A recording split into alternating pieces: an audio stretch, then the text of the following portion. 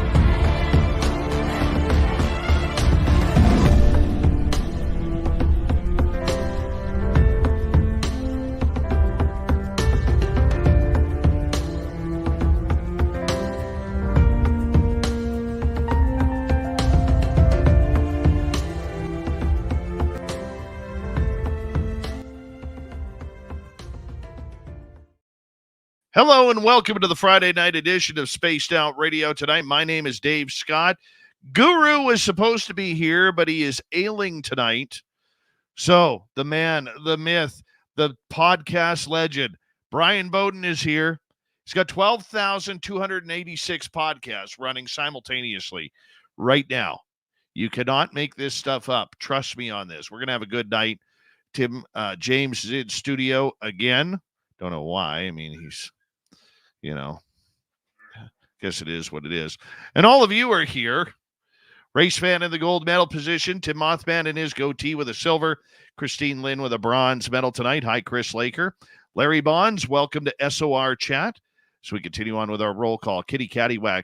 Stephanie Kenny Blankenship is here. Stephanie Kenny Blankenship will be signing autographs after the show. Line up to the left of the studio, if you don't mind, to the left of the studio. Rich Buddy. Mel WD-40 is here lubing us up for tonight's show because you always want to go into a show nice and smooth. The rigidness sucks. You don't want to be dry when you go into a show. You can't. You got to enter it. It's got to be ready. It's got to be smooth.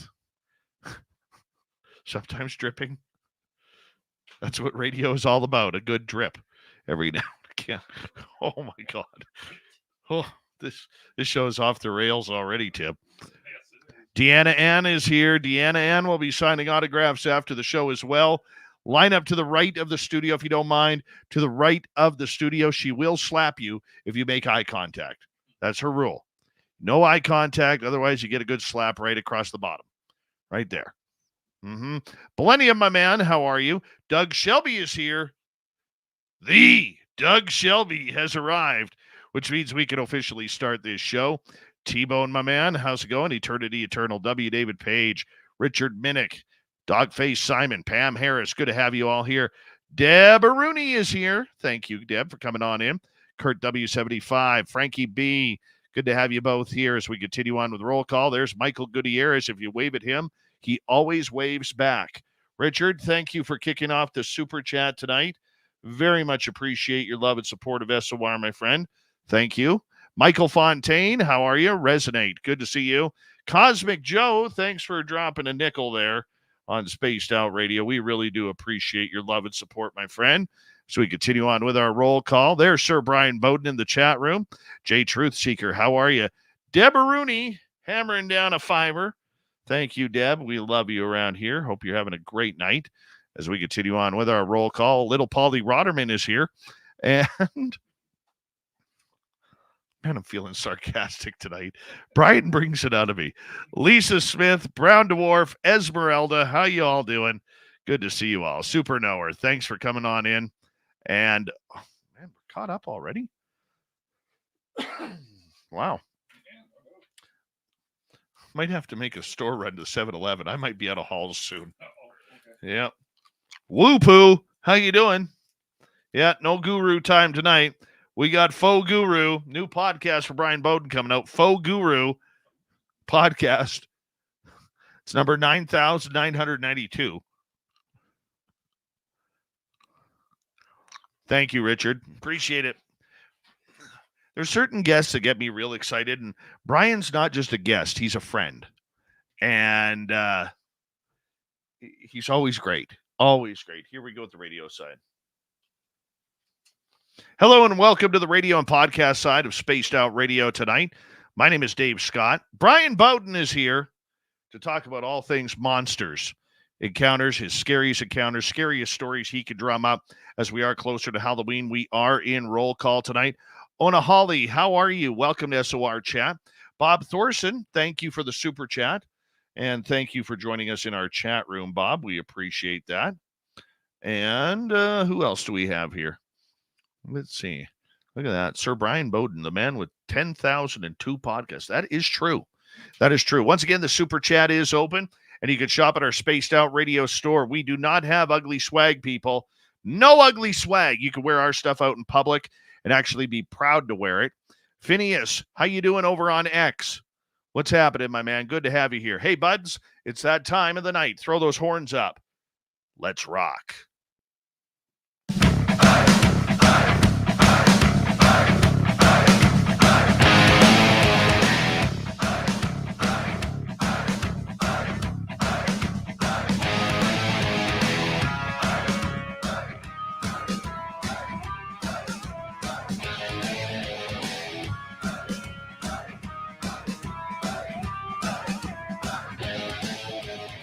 The mountains of central British Columbia to you listening around the world.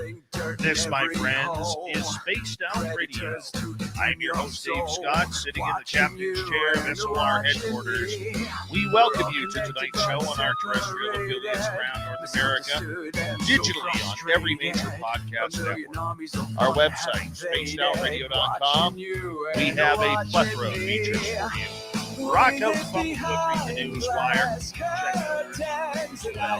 You can follow us on X at Spaced Out Radio, Instagram at Spaced Out Radio Show, and on Patreon in the Space Travelers Club. Tonight's show is brought to you by Chive Charities. Help make the world 10% happier. And visiting Chive Charities today. You can find them on our website.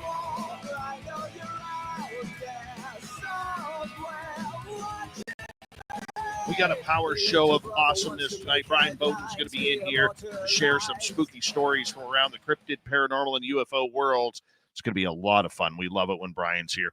Then in hour number 3, Swamp Dweller is back for another creepy story. Tim James is in studio for the UFO Report.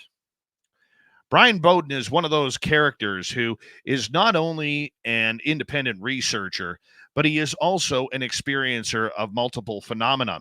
Now, a lot of people will sit there and say, nobody can have all of those experiences, but there are people out there who actually do. You see, when you go down the rabbit hole and you go deep,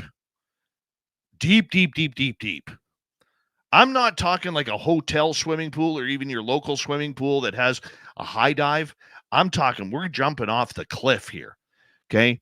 Things happen that are not supposed to exist. And for many who do go off that ledge, the monsters get weirder, the experiencers or the experiences get stranger, and then you end up with people like Brian Bowden who make it their life passion in order to try and bring some truth to a reality that shouldn't exist. Brian Bowden, it's good to have you on Spaced Out Radio tonight, my friend. How are you? I'm doing really good, and I'm sorry, but we sent Ron Murphy to Saskatoon. He's up there looking at the Yeti right now. So he's knee deep in cold at this point. Well, you know what? We got a good fill in for you with you tonight. I mean, as a multiple experiencer, you don't start off life saying that I'm going to go down this rabbit hole. Do you remember the day you decided to go down the rabbit hole? Like go on an investigation down the rabbit hole, or stop reading it in the book, or getting photos from my dad, who's a photo editor, and like going down the rabbit hole, right? When you decided that this was something you had to find the answers to, would you open up your mind to every possibility out there? Yeah, so growing up as a kid, you always have, you see the TV shows, and we're not going to go into where it is, but there was few and far in between. So whenever you had a special that dealt with this, you were on it. And we didn't have access. We only had access to libraries. So, and they had so few and far in between books or anything on there. So, um, you start seeing things about UFOs and Loch Ness monster and the Yeti and basically it was that and Bigfoot. There was some weird oddities like how a mother knows like their daughter's in trouble or something. But when I got old enough to physically drive places, so I'd borrow the car and you'd go out and we'd go up and we go out of New York City up into Westchester. There are certain spots there. There's a road. It's on 117. It's the road that they used in Super Troopers for the scene, like, pull over, I can't pull over any further. It's that road.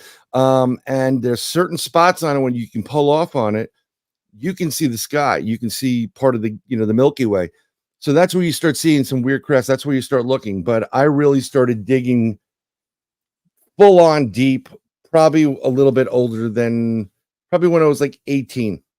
And I would, if you weren't going to a party or playing a show someplace or, hanging with your friends, we used to play this game where you would just drive and you flip a coin when you get to an intersection, heads is left, tails is right. And you go, and then you start listening to the forest, and then you started walking through the forest, or you would hang out there. So you'd meet up at in like some park when it was closed.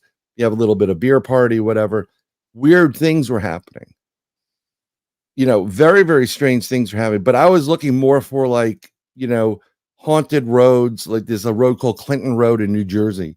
And apparently, if you drive down that road at midnight, there's a car that will follow behind you and try to run you off the road.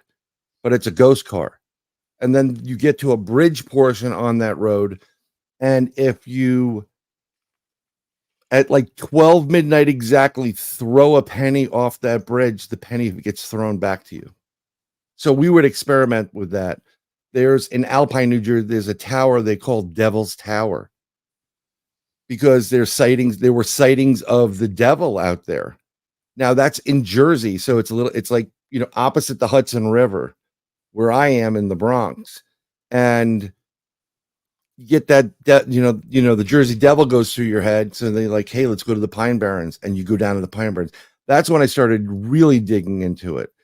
But and each time there were certain events that hit us. We would see some strange lights, like really strange, like craft. It looked like craft. It wasn't blinking like a plane or a helicopter. You know how and the old school helicopters, before everybody went to LED lighting, it was almost like an amber-ish or a yellowish like light as the front light. And these and there were always some kind of strobes on it. We were seeing lights that didn't have any strobes on it. We were seeing formation of 3 dots, flying in a certain pattern. Now with the information out there that I got to check on the year, but it could have been a military satellite or what have you. This is where we started going through it. Someone always had like, this is my cousin from, from Connecticut. There's a town in Connecticut that's haunted and you're not allowed to go in there and the cops will arrest you. And for all of us, it's like, oh, really? Challenge. Okay, let's go. We're going. And you'd go there and you'd hear things moving and creaking. And of course, your mind starts playing a little more tricks. But I was a little bit more focused on, and I know you don't like this because I'm not a scientist. I did study physics and astronomy for a long while. I was going to be an astrophysicist. And I said, I'm never going to make money. So I know the protocols where you want to repeat something. So if you have an event A, you want to try to repeat event A as many times and then take that to another location where something similar happens and try to do it. That's the closest you're going to get to experimentation. And I try to do it, while my friends are joking around or whatever. And it just went from there and just spirals. And once you go down the rabbit hole,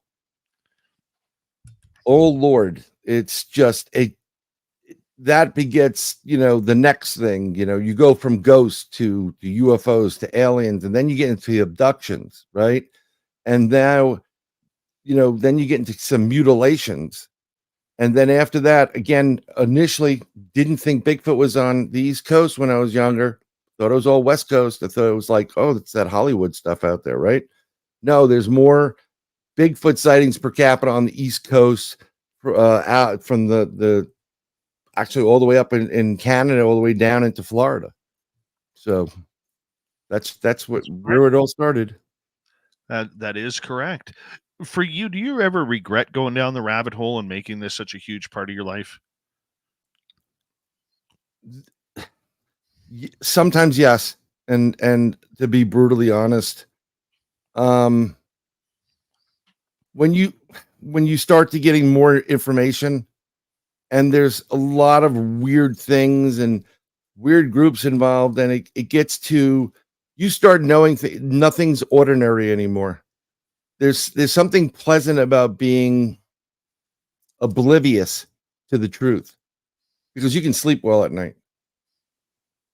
But when you know that you have an 8 foot, 9 foot, even higher bipedal cryptid, something that looks like a human with hair, and it's in the woods, and it could be very well right in your woods in your cabin when you're in like you're renting a cabin up in like Freeport, Maine. It's unnerving. I mean, I know when I during the lockdown years here, we wanted to get out, so we went up to one of my favorite spots. It's Nina Mountain. It's in upstate New York, part of the Hudson, Valley, sighting areas. A lot of them over there. And I've gone up there numerous times. There's old stone chambers that are built, and they're astronomically aligned. There's a magnetic field around them. There's, certain areas within that mountain that are flat. It looks like there's a sacrificial table or an offering area. I've had tree knocks up, big time tree knocks up there, rock knocks up there. There's a vibe you get when you're having a Bigfoot or a cryptid encounter, or even a paranormal. We'll just use the universal, right? When I start getting goose pimples, and I'm kind of getting them now talking about it, something's in the area. It's like your spidey senses kick in. So I would take them up there, and after you listen to David Pilates about the missing 411, I literally would not let anybody in my family, my two daughters and their mom, out of my sight, because something was up there with us. Something was there. I mean, we started it off, and my youngest just taking a picture. She had a fairy on her hand, and I think I've shown that before on this on the broadcast. But if you don't see it here, just go to my Facebook page, Ryan and Bowden. You'll see it. It's there. She had a fairy on it. It looks like a fairy. But while we were going up this huge mountain, up to a fire tower for forestry, there was something that was playing with my ear, and something you kind of felt that wind, something walk right past you, like that quick breeze. And you're hearing things, and my daughter, whatever, and I'm like, I'm holding on to her, because who's to say that somebody can't just grab her and she disappears. So strange stuff. As you have taken this, and you've introduced your beautiful daughters to this phenomenon and everything, I've done the same thing with my son. Yeah. Do you feel like you're trying to pass them through not a legacy, but just an open-mindedness that there is more out there than meets the eye? Oh, yes. I'm very big on my daughter's understanding that don't let anybody dictate your life to you. Don't be dependent upon anybody. You have to fight for a lot more than, let's say, if I had sons. And be your own boss, make your own money. You can have whatever relationship you want, but know that if, God forbid, things don't work out, you can go down and, your foundation is thick or solid. But I also teach them the safety aspect of it. I didn't do it. My youngest started bugging out, really crazy, because she sees things. She's open to it. She's very intuitive. Like, she's super duper. She knows stuff. Reminds me of me, except she's really pretty and doesn't have a beard or anything like that. She knows things. She knows what's going on. She's intuitive. She definitely has gifts and abilities. She has sight, and she worries about things. So I had to be very cautious about speaking about Dogman, werewolves, vampires, whatever, because they listen. That they listen. They're outside your door, and then they're freaked out. Like, what about, hopefully they don't come in. I'm like, they're not going to come here just right now, honey. It's fine. The older one was also seeing things, but as she progressed and got older, I took her to a couple of my live CE5 events. I've done several of them, and it was great because she was so proud. Like, that's my dad up there. And for a couple of moments, I had that, like, wow, and she was taking pictures, and she saw some craft. Here's a great story. My oldest she's going to be 17. And this must have been about 5 years ago. She went, or 4 years ago, 5 years ago. She went to a sleepaway camp where I went in northwestern Connecticut. That's where I had my first Bigfoot encounter. 1978 or 9. 7, 8, or 9. I forgot the actual date. 3:00 in the morning. I'm on the double decker in my bunk, and it's a long bunk. So there's about 8 beds, double beds against this one wall. And then the next wall of the room, there's 8 double beds, and there's one that's perpendicular between the two. There's a side entrance door to go out the side. I'm near that side entrance. My feet are by a 3 by 3 foot window. Okay. And if it's 3 feet by 3 feet. I get up, I have to use the restroom.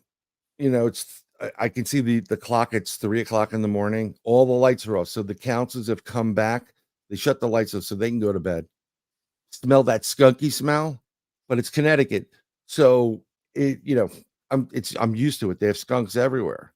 I get up and I see this big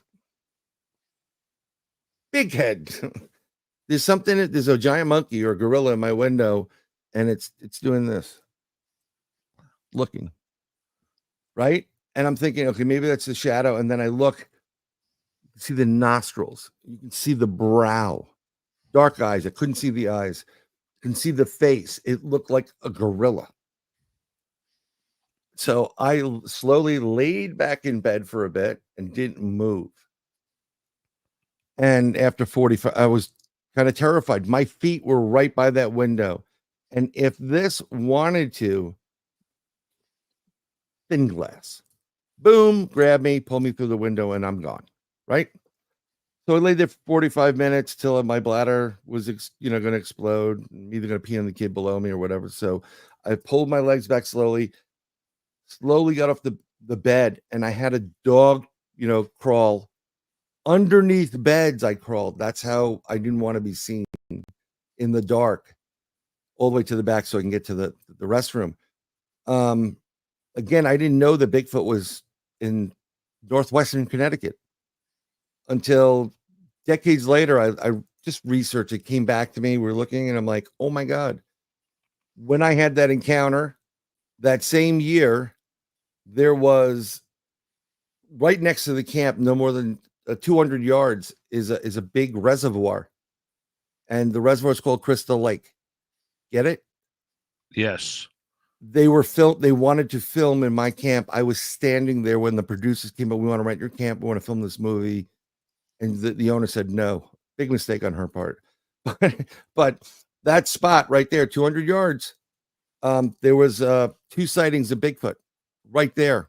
8-foot bipedal, hairy cryptid hanging out at the dam area where the runoff is, the little dam, and it looked like it was getting fish. Same year, on the opposite side of my camp, on the other end of a mountain, where there was a dam in Lover's Lane, 2 kids are in the car, Lover's Lane, making out. 8-foot hairy humanoid they called a wild man, right? Went right in front of their car. They tore you know what out. So I just got confirmation from it, but I saw that this thing was. I swear to God, it was no more than 4 inches from this thing's face. That's the closest I've really been to this being.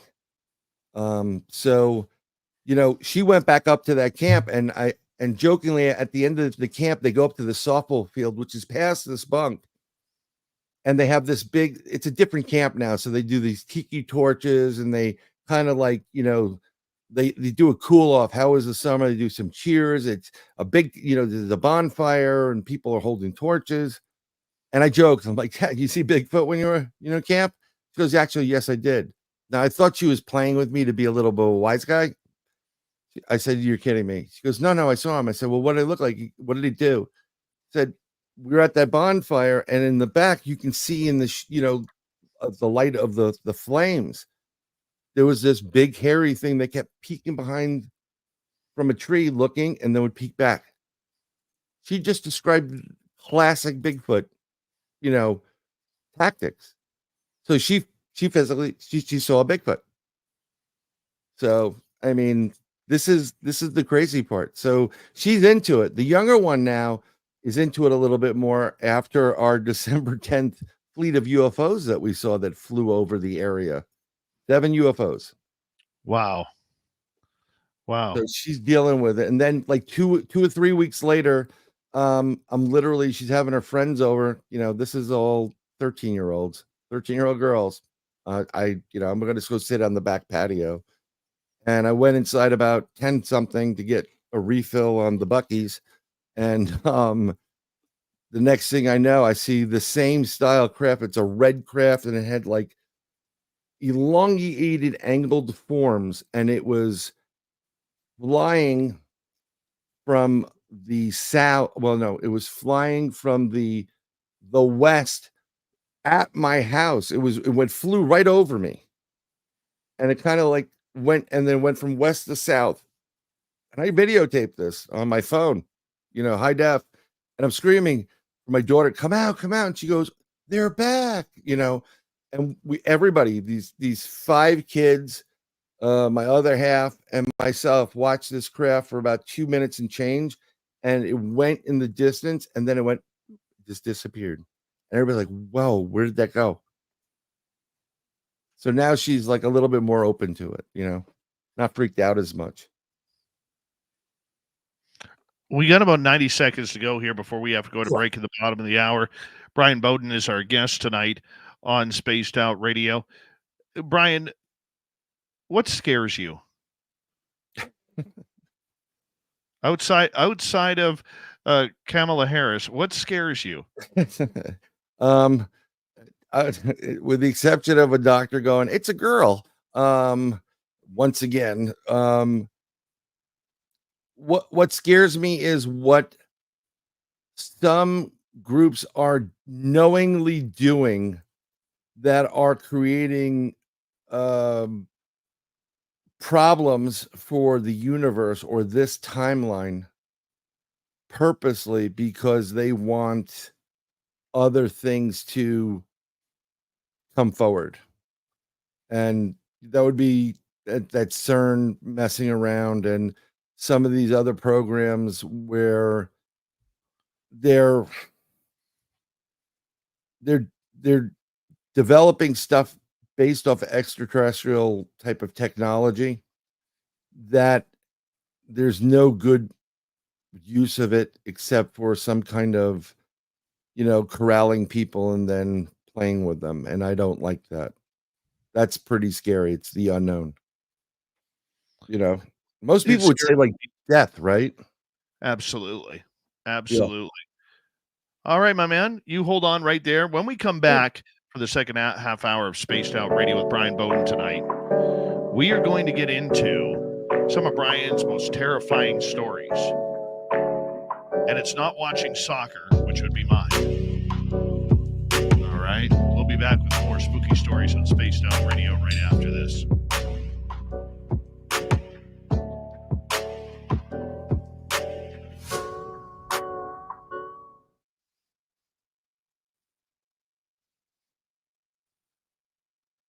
All right, Brian. Hey, bud, I'm just going to put you in the green room. I'll be right back, okay? Sure. I got to call the daytime boss here. Be right back. Be right back, everybody.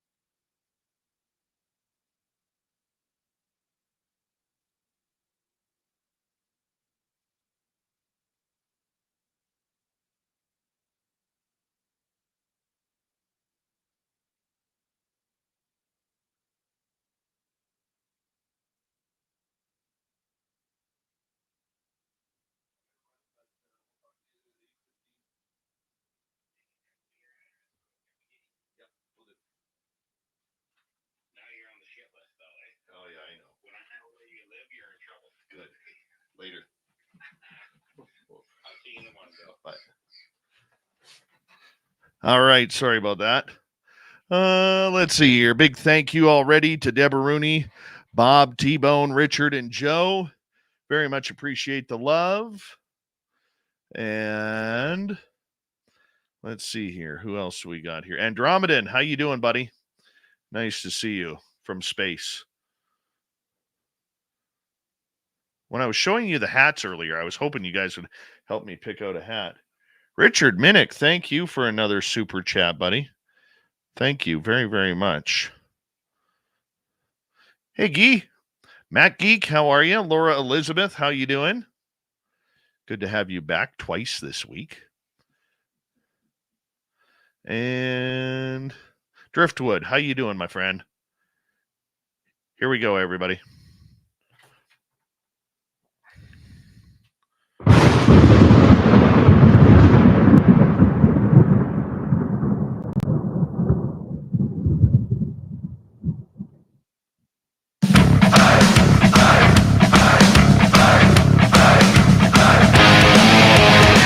Here we go with the second half hour of Spaced Out Radio tonight. Brian Bowden is our guest. We're going to get into some spooky stories here momentarily. But first, we want to remind you that if you missed portions of this show or others, you can check out our free archives by going to youtube.com/spacedoutradio. Do old Davey the favor, hit that subscribe button. Our website, spacedoutradio.com. We have a plethora of features for you. Rock out to Bumblefoot, read the news wire, check out our swag as well. Follow us on X at Spaced Out Radio, Instagram at Spaced Out Radio Show, and on Patreon in the Space Travelers Club. Here comes the man with literally 8,246 podcasts. They all run simultaneously, and he hosts each and every one. We love our good friend Brian Bowden here. Brian, welcome back. Thanks. A pleasure to be here. You know, when you went off, we went to break, and you talk about scary things. I'm watching the chat, so it's hysterical what's going on. They're great, always great at being part, and SOR's chat as well. Something that is scary is I did have an experience when we were looking for homes in Florida, and I think I told you guys this a couple months after it happened. But I did have an encounter with a UFO. I was taking a smoke break. Everybody was sleeping in the car, and we lost a lot of time, like 3 hours of missing time. And that scares me. I don't want, look, you can, not that I want to be abducted per se, but you can take me. I'm an adult, but don't touch my kids type of thing. So that's another thing that does worry me. And it's interesting because the conversation while you were away doing what you do was on blood types and stuff. And I had this, our old friend Butch Witowski, he was talking to Lon Strickler on Lon's show at one point, and I was just sitting in there, and they were talking about the RH factor. Everybody's like, oh, RH negative. And him and I had plenty of private conversations about it. I don't think it's the RH factor. I think it's the blood type factor. And O is highly up there because of the universal component to it. And it just so happens that when you've been locked up for a couple of years because of something that was going around the world, I decided to give everybody a blood type, like check their blood type. And one of my children and me are O negative. And the other one and my wife is O positive. So it does lend to why they may want to, take us for 3 hours, because there's a component to that. I'm an O positive guy myself. Yeah, isn't it? I mean, I got to be honest. A lot of people that are into the subject matter or reading on it or curious, we're all, it's the O club. And it's not the RH. I don't think it's. I really don't believe it's the RH. I think it's the blood type. The rare or the more universal you are, that's the special factor. So, no offense to the A's, B's, and the ABs. Yeah, they're boring. They're boring. Boring people. Those A's, AB, and A's and ABs. That's right.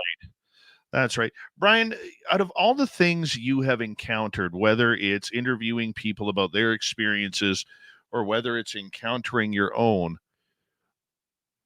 what really, really bothers you about some of the stories that you've heard? Maybe you could share one or two with us. Okay. Can you go a little bit deeper on the bother? Like, what scared you? Oh, scared. We're still in that. Well, it is Halloween, right? So we want to get a little spooky. Yeah, well, that's fine. That's more than fine.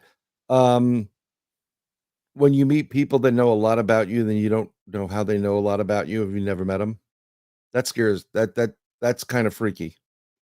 And I'm not just talking about like psychic people, like true psychics, because there's a plethora of people out there that, you know, I really I'm not gonna, um talk bad about and name names because I just don't do that.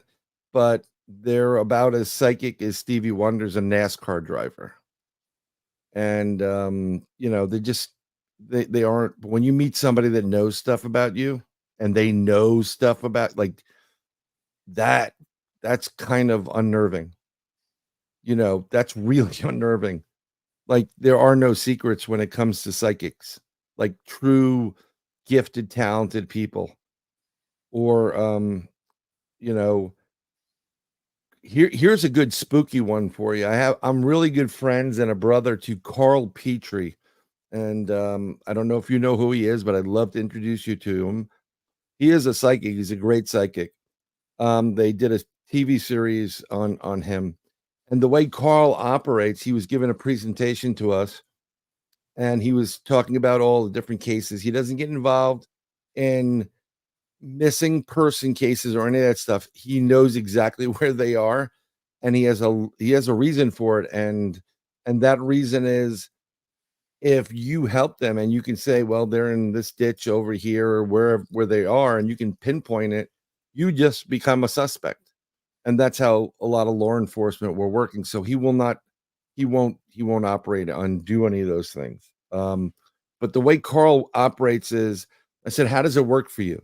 Because I know how it works for me. I do have gifts and abilities as well. I do remote viewing, but I'm also on I do other things. I've done readings for people, and the way it plays out for me is it's in my mind's eye. So again, if I said a stop sign, everybody would know you can see it. If I said the word stop on the stop sign, and depending, I think you may have it up in Canada, if I remember correctly, you would see STOP, right? If I said the number 44, I can see the number. I know I can see my name spelled out. I can have an inner monologue as well. I can just talk to myself internally and hear it. And that's how it works. So when I meet people, and I don't do this all the time, I'll meet somebody and they tell me a story. Yeah, we were at, it was Dave, Ron Murphy was in a dress and we were driving down, blah, blah, blah. And you tell your story. If it's true, the way I operate, I actually see it playing out in my head. I can see all the details of it too. But most bizarre thing that ever happens is it's really weird that it does. But if you're making it up, I just see black. Literally nothing appears. So with Carl, he doesn't see it that way. He looks over at you and he looks over your left shoulder and he sees what he says, a little TV set. It's like a little screen. And what happens is it starts playing out and he can hear it. He can tune it. He can fast forward it. He can rewind it. And everybody has it. And I said, well, I asked him at one point, what scares you? He goes, there's one thing that scared the hell out of me, actually, which is kind of odd when you know all these things and he knows everything. You cannot keep a secret from him. He knows it. He's a very nice man. So he's friend with someone I was friendly with. I was pretty good friends with Rosemary Ellen Guiley. And I think we would know her from she used to be on TV all the time. Rosemary was a heck of a lady, great investigator. Yes. Yeah, wonderful books. Her husband was an amazing person.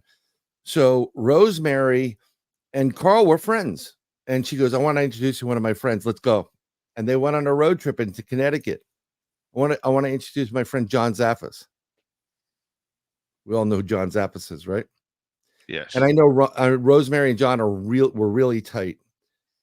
And he goes, so I go to his house and he has apparently all these haunted objects and whatever. And, I was like, okay, I'm interested, because we're all in the same group. He goes, we walked into this room and John came walking in and I turned white and I wanted to leave immediately. So Rosemary noticed, and she's like, what's going on? And he told her, he goes, everybody has a TV set. That man does not have anything over his shoulder. And it scared the hell out of him. So he wanted to leave. So he hung out. He was cordial, but he couldn't get out of there fast enough. And that's pretty weird, right? So if you're seeing all this stuff and you know all this stuff and you see the TV set and they can tell you what took place 10 minutes ago, 10 years ago, 3 years in the future, and you meet somebody that doesn't have it, that'll rock your world. And that'll blow you up. You have had some interesting experiences, Brian. Yeah. You met or been face to face with aliens. You've seen Bigfoot. You've seen Dogman. You've been face to face with ghosts. What is one of the creepy encounters you have had? I'm thinking of the creepy ones. One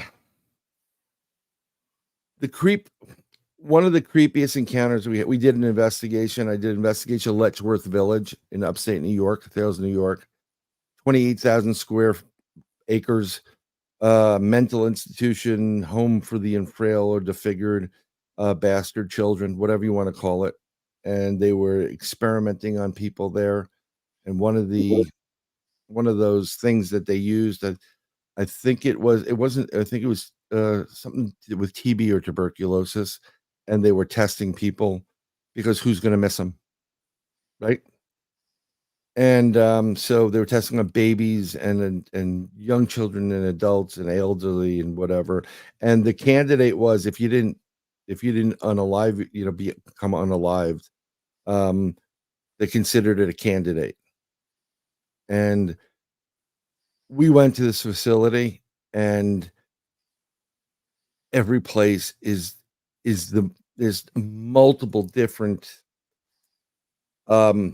buildings to the facility. It stretches for 28,000 square acres. Okay. When we first got there, we were hanging out, everybody's, getting their stuff together. There's a whole bunch of us. And one guy was wearing all red. And it was like, okay, that's the guy that's getting killed in this episode. He's all red, like, what are you doing? So, I was there for a serious event, and we're hanging out. We're taking pictures, of people there in front of some of these buildings. Right in front of our face, this mist starts appearing. There's a mist that comes, and we look in the photo. We got one photo. I take photos on investigation, and I recommend if you're in an investigative mode and you go to haunted house or UFO, boom, boom, boom, take at least 3 photos. Boom, as many as you can in sequence, because that will determine if something is, residual or it's actually movement to it. So it gives a little more validity to what's going on. So I took a series of shots, probably about 3. I normally do 3. Nothing. We see the apparition. It's just a white smoky thing, and then nothing again. And that was a little bit weird, but you go in the buildings, and I wasn't really prepared for how much was going on there. You get the taps, you get something blowing on the back of your neck, and nobody's in the building but you. Like, it's, you just feel it. It goes up. And yeah, I know we're ghost hunters, but we're also human beings. That was really unnerving. And we went into the main building where the autopsy room was, and it's right next to the I guess where they used to keep the bodies, the morgue. You go all the way into the basement, and we go past the morgue, and some people are like, "Oh, you lie in it." I'm like, I'm not lying on any slabs. Okay. Maybe when I'm dead, that's about it. I'm not doing that. And then you walk into this room, and it's a big room. So it's probably about a 20 by 20 size room, a minimum. And there's all these tiles all over the place. And there's a big wooden table in the center. And on the right-hand side of the room is what would have been an area where they would have, if they took something out for the autopsy, they would have put in that big glass jar. Remember those, like, from, I don't want to quote it, but a young Frankenstein, when he goes to get Abby Normal's brain, it's in that large jar glass. And none of them are there, but it's against the wall. There's an old TV set with the glass smashed. So I'm investigating the room. There are no windows in this room. There's one way in and one way out. I go into the room, and then if you go a little bit further, there's a back end room with a big sink where the doctors would wash up, and there's nothing else in there. So nobody else is getting into this room. So we're all hanging out there, and we're just trying to figure out what's going on. We're not really getting anything. Too much activity down there. So we said, let's try to not instigate, but we'll say, hey, this guy needs some surgery, doctor, because we were told by our psychic, Cindy Bailey Dove, who's in Arkansas, that you're gonna meet the old doctor that's there. He's really nasty. He used to experiment. You're gonna meet an old lady there who knows you're coming, and she couldn't be happier that you're gonna be there, right? A patient. And then you're gonna find something with an O in it or on it or the letter O. And we're like, that's a weird call right there. She said some more things about miss on some of the open lawns at night. So we're all hanging out there, and we break out into like a circle, and we try to get this guy, like, this guy needs help. Oh, we don't believe you can do anything. That doctor is terrible. We're a little bit goading him, not like Zach does. And we hear one of the conduits, the metal conduits that are separated, it just starts vibrating like something hit it. So we're all looking at it. I'm like, wow, that's weird. And we look around a little bit more. We're not getting the response that we wanted. Something happening, a knock, a creak, a mist, anything, by trying to get one, like, this guy needs help. Doctor, you got to cut him open. And we're standing in front of this table area in a circle, and people are like, what should we do now? Should we go here? Should we go to the dentistry area, whatever? And then I looked down at that wooden table that, when we came in, had a TV set on it, and that was it. An old TV, big wooden table, and probably like 5 feet by like 9 feet long. It was an amazing sized table. And on that table is no longer just a TV set. There's a Ouija board on that table, and an old Ouija board. It just appears. And every time I think about it, I'm like, you get the chills coming up, and we're talking. I go, and I'm like, dude, but look, like, what? I'm not telling you, look. And he goes, holy crap. And he said, didn't she say we're going to see something with an O? And like, yeah, what is the Ouija? And it's, it's OJ, whatever, U something, IA, I believe, right? So one of the guys there, and it was an old one. It's not like the Milton Bradley thing you see. This was like, right. This was significantly old, like 20s, 30s old. That's what it looked like. One of the guy goes, oh, I'm going to take that planchette. I'm like, don't you dare touch that thing. Because he came up with my car. I'm like, that ain't coming in my car. I hope you can walk home at that point.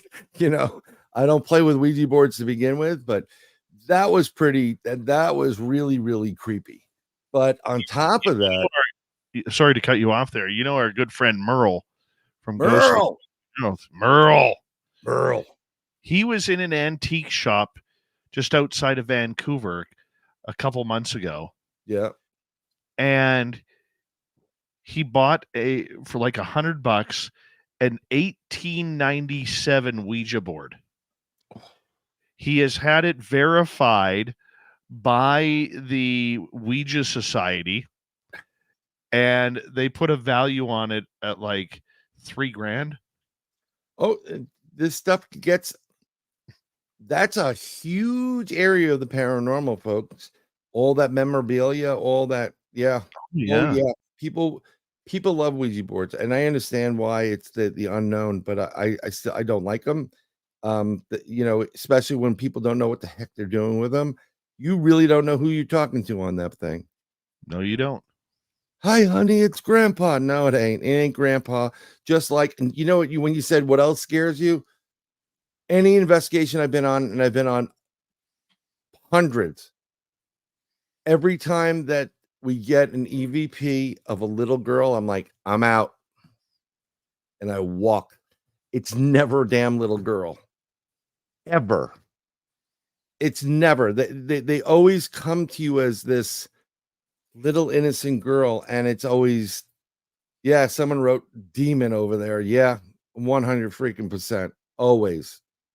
I get this vibe as soon as I hear the little girl like, want to play? And I'm like, no, I'm not playing. You go back to hell. You know, I don't do that. That's above my pay grade to begin with. But I've never ever had an instance where you're dealing with really a child, like a young girl child. There's a feeling you get, goosebumps come up, the hair raises, and it's like, I'm gone. And I've gone with a couple people, and they know that if I'm walking, get the heck out of the room. Don't stay there, because this is what happens, you know. Have you ever had a ghost attack you? Yes, I've been scratched numerous times.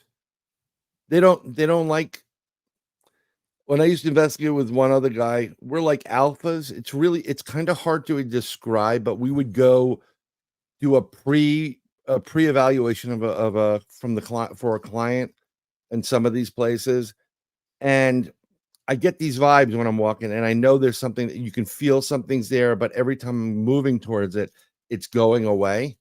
It wants to get the heck away from me. It's kind of like if you're an alpha or you're a dog trainer, right?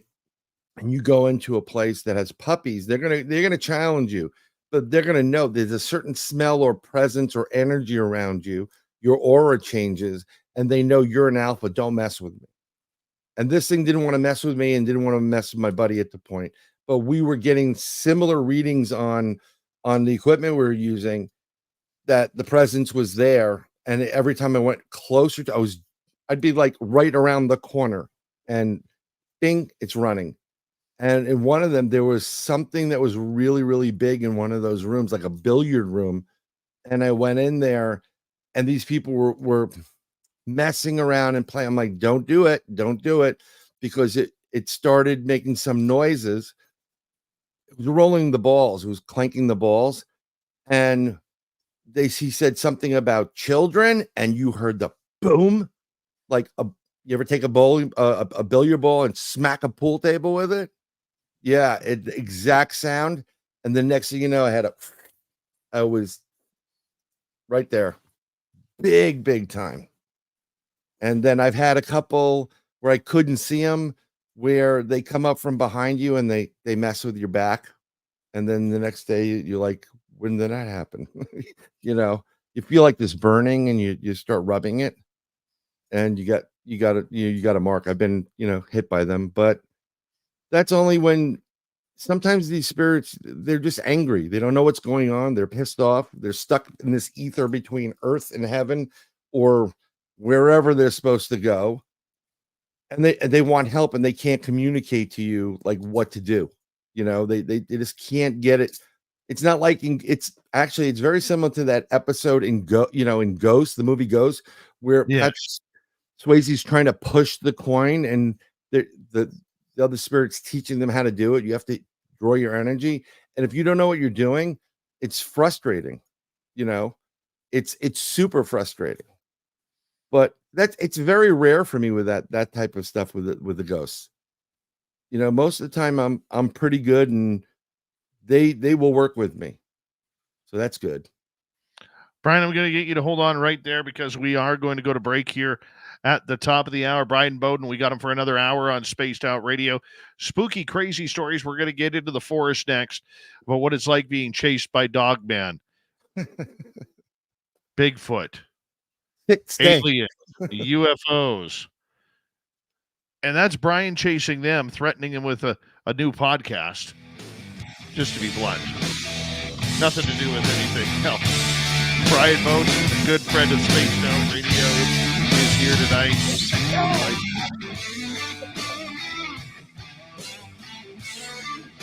This is Spaced Out Radio with host Dave Scott.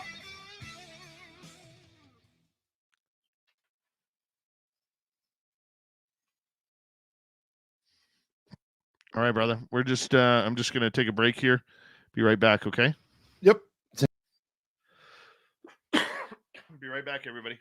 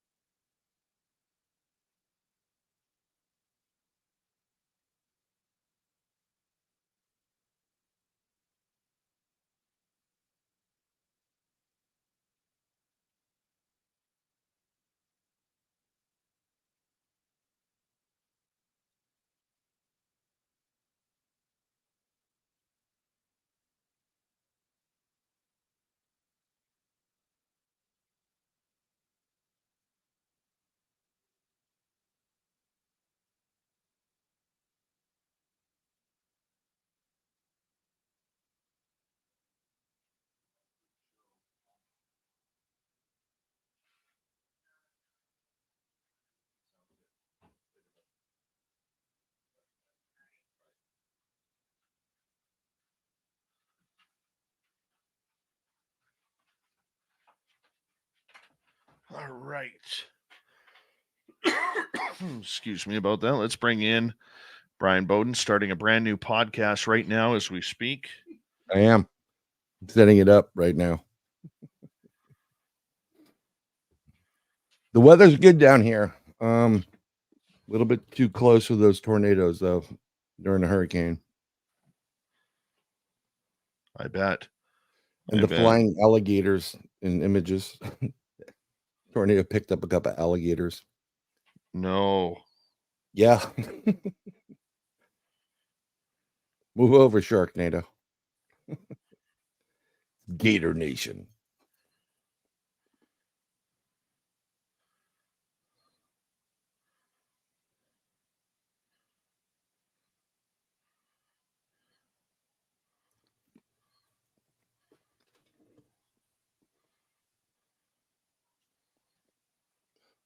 Yeah.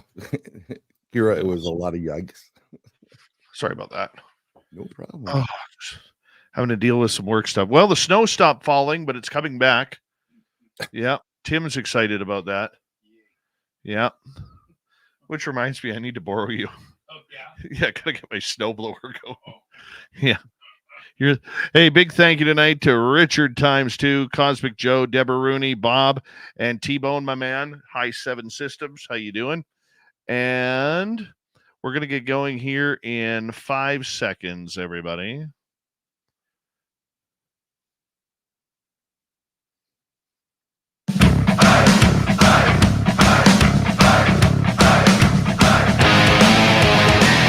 Here comes hour number 2 of Spaced Out Radio tonight. Good to have you with us. My name is Dave Scott, and we bring a lot of tinfoil news to you each and every night because that's what we love to do. It is our focus on what we broadcast each and every night. Hello, everyone listening in on our terrestrial affiliates around North America, digitally on every major podcast network. Our website, spacedoutradio.com. We have a plethora of features for you. Rock out to Bumblefoot, read the news wire, check out our swag as well. Tonight's show is brought to you by Chive Charities. Help make the world 10% happier by visiting Chive Charities today. You can find them on our website. Brian Bowden is here. We're going to get into the cryptid world, what it's like to be face-to-face with Dogman, Sasquatch, aliens, and so much more. Brian, thank you so much for being here. My pleasure. Oh, I forgot the password. The Desert Clam has set the password for tonight in the SOR Space Travelers Club. Nephilim. Nephilim is your password. Use it wisely, Space Travelers, as a clam sets a password each and every night right here on Spaced Out Radio. All right, Brian. Sorry about that. How you been doing, buddy? No problem. No problem. I'm saying hello to Rob Gee. Yep.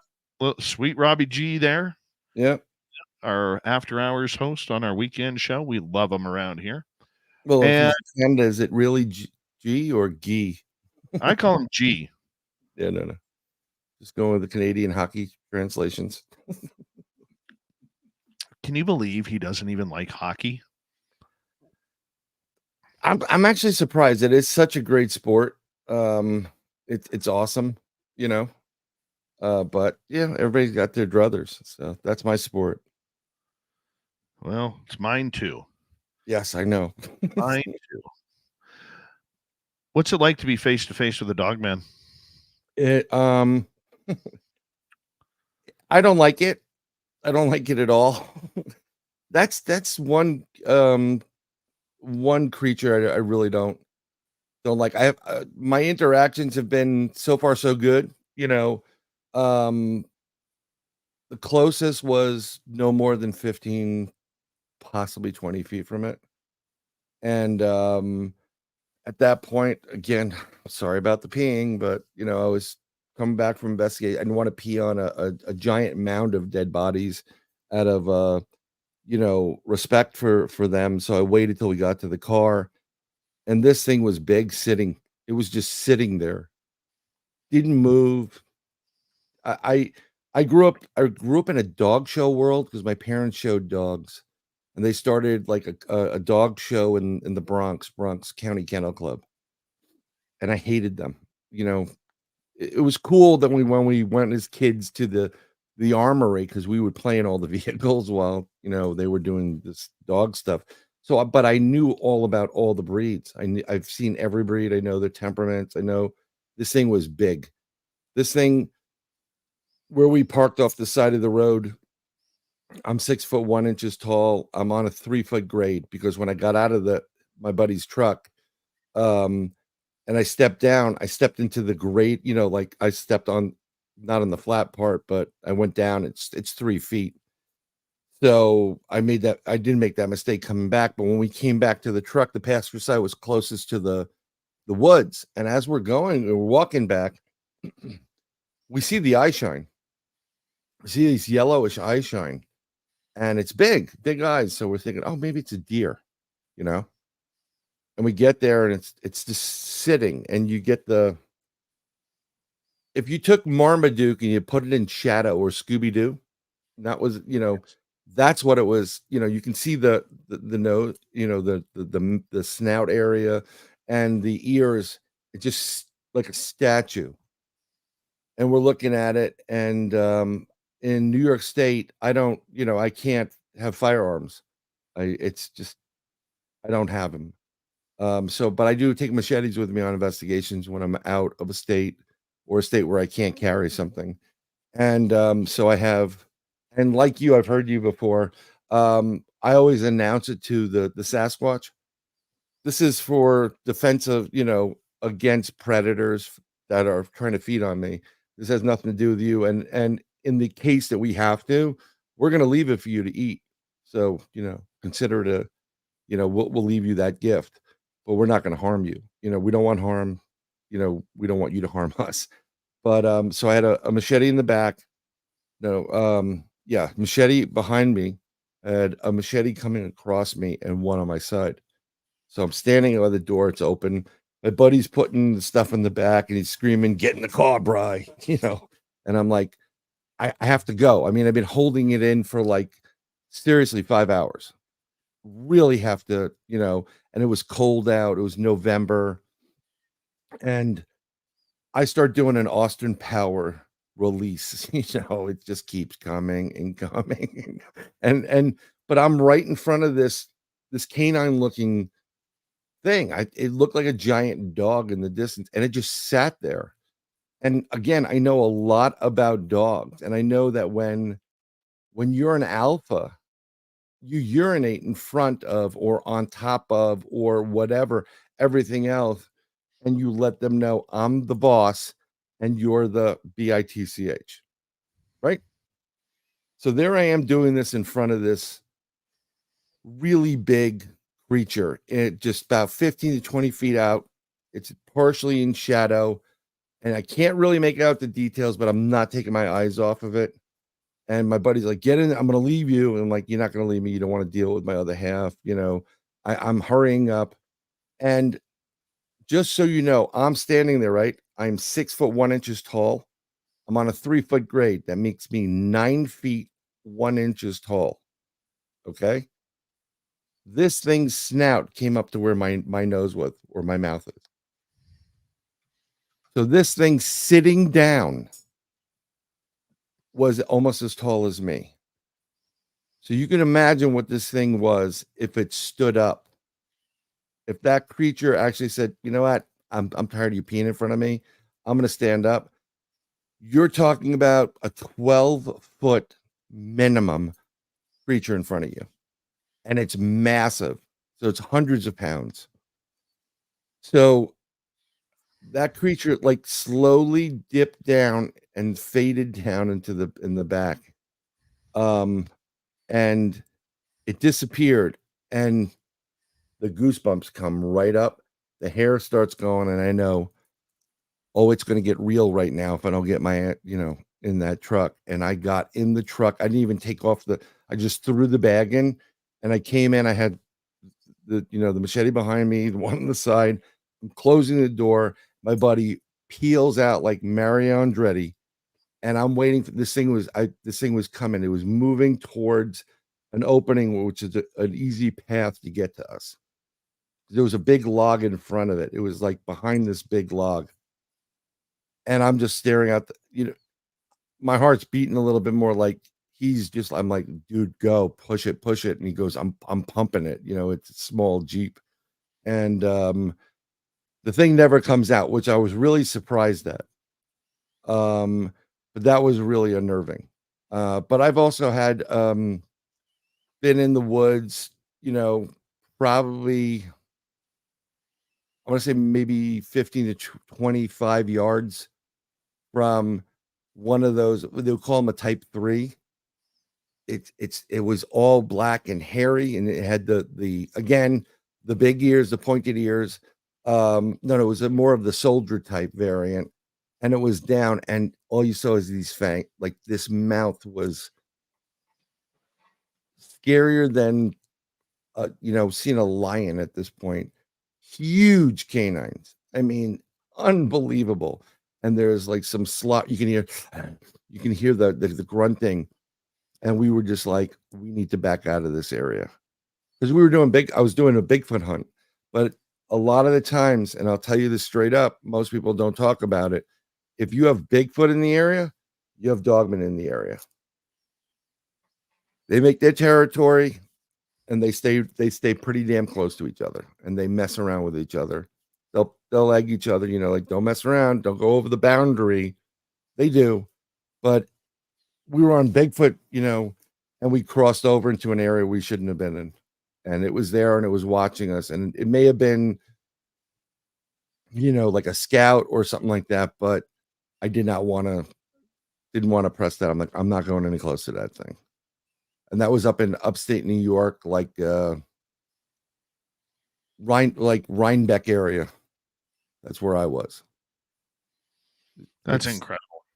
Yeah, everybody always says, like, where are the pictures? I'm like, let me tell you something. When, we have certain things that are available. Like, I always have the video, not the video, the audio going. I have one in my backpack. I have one in my hat. One of my, 72-hour audio. The cameras aren't that quick to pick up. I don't want to.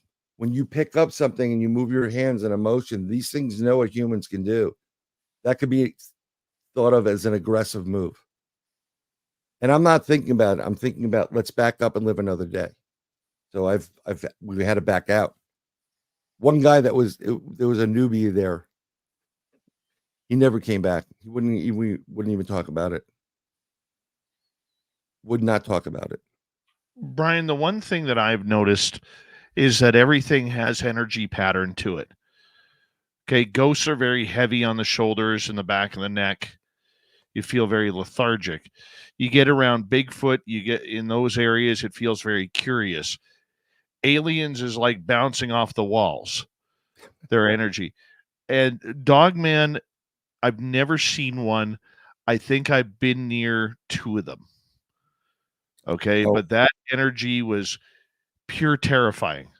Yeah, it's okay. So, I beg to differ with a former guest. Well, someone that was on your show. I think it has to do a lot with, sound is energy too. Yes.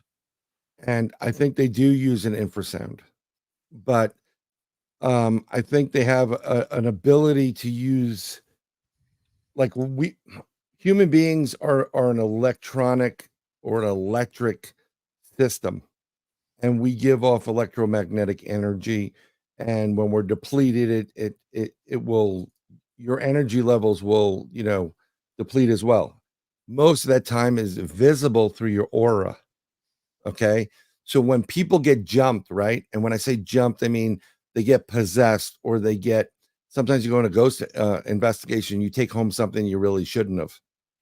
A lot of people do because they don't protect themselves. You have to ground yourself before you go and put a bubble, a white golden light bubble around you with God's or whoever your higher power is, protection around you. And what I do is I envision a mirror on the outside so I can see through it, but you can't see at me.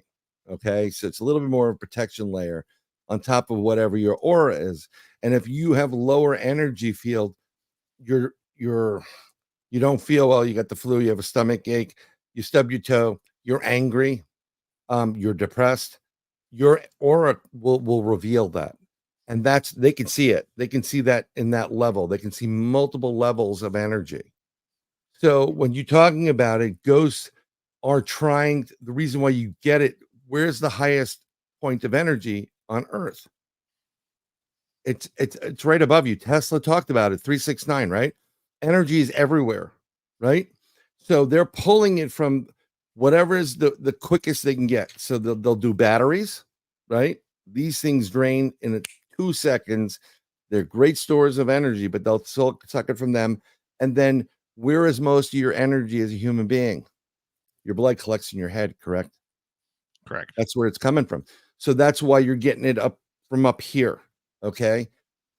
There's something about Bigfoot does it too, as well as Dogman, but Dogman has this, they kind of give off this beacon, like, don't, F around and find out.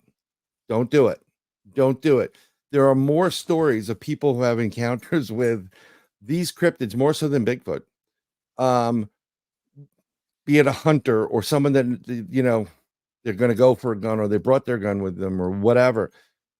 They've had numerous eyewitness accounts where the eyewitness said, I can't describe it. It was in my head. I heard something say, don't even think about it. You need to leave now. You're not going to don't go for that, because I think they can communicate with you, telepathically. I think that their energy level, like you just said, it's a beacon. It's giving off a field, like, stay back. I'm purposely doing this because I don't think they're nice, and I don't buy this, like, oh, they're really sweet, or I wasn't nervous in front of that Dogman when I had the encounter, and I was nervous at the other one, and there was a little bit of feeling like you could feel the pressure. Everything changed. The atmosphere changed. You must have had that numerous times. Oh yeah, we've had that. Like our main spot that we have, or that we investigate, it is a very positive area. But when they let you know, just in the change of energy and the change of frequency, that it's time to go, right. you have to obey that. Oh yeah. But the Dogman creature, I had a couple people like, Dogman is like it's like a, they think it's like this really cute thing that's in the shape of, no, it's not cute. And I always say, if you want to know what they look like, just watch Van Helsing, the movie. That's what they look like. They're werewolves. It looks like your typical movie werewolf. They're not nice. They're very aggressive. They're super smart and intelligent. I think they're the ones that mess around with you a lot more outside your house, trying to get you to come out. They'll ring your doorbell. They'll knock on your door. We had a friend of ours who does Bigfoot stuff up in Hudson Valley, and she has a store on her property, right? So she has this big house. She and then next to the house, like right behind it, is a big garage, and she put a tackle store in there. So she's got a couple ponds there, so she'll take you fishing. You can go fishing. She sells all the supplies there. So there's a different ringer for the store buzzer than the home buzzer. And she said one night, about 3-ish in the morning, she heard things outside for a couple of days. She heard things brushing against the outside of the house. And one night, 3 in the morning, she got a ring for the store. And then she got a ring for the door. And then she got a ring for the store. They were playing with her. Bing, bong, bing, bong. So she didn't even do anything. She just took the loaded shotgun by her bed and just sat there. And she invited us up, and I went up there, and on top of her, this is where it was crazy. You have to understand. So you have a house, and then you had like this front covered porch. So there's an area that's like a little bit of a roof that comes off that porch, and then you have the center door and a couple of windows on the side. She's actually sleeping in that room. On the door window is a handprint inverted like this, and you can see it, and you can see the claw area. So it's the finger, it's the hand, and then like a little line where the claws are, like you would see in a dog. She's like, I don't understand that. I don't understand what that was. And I looked at it and I go, you don't get that? This thing was on your roof and it was upside down and looking into your window. Oh, Yeah. oh Yeah. man. She has a double barrel shotgun she sleeps with 24/7. So, but she also has Bigfoot in the area too. Yeah, that would not be a pleasant sight. Although this is a little bit crazy of me. I'm looking at some property in Tennessee. They're selling lots on a big mountain, and they're selling it like a 3-acre lot for 18 or 18K, or you can get a 51 for 200 something, and the lot overlooks the land between the lakes. Ooh. Yeah. Oh, that sounds So like a podcast. that it Hot sounds like a new property on podcast. land between the lakes. Sounds like a Podcast. TV show to me. Yeah. So Let me ask you this. place. How frequent are these encounters? Because when somebody listens to somebody like you, Brian, it sounds like every day you're having some sort of action and interaction. It is more sparse than what we make it out to be. It's a lot more sparse. I will tell you that for every 10 investigations you go out and in anything, you maybe get one. And it may be like a little bit of something. And then you go out and maybe 20 investigations later, you get a bigger something. It's the people that are constantly have these, I go out to my spot and it's always there. And I don't buy it. It's the law of averages too. And it's just my past experience. You go ghost hunting. I've been ghost hunting, as they say. I don't do it that much. Nothing most of the time.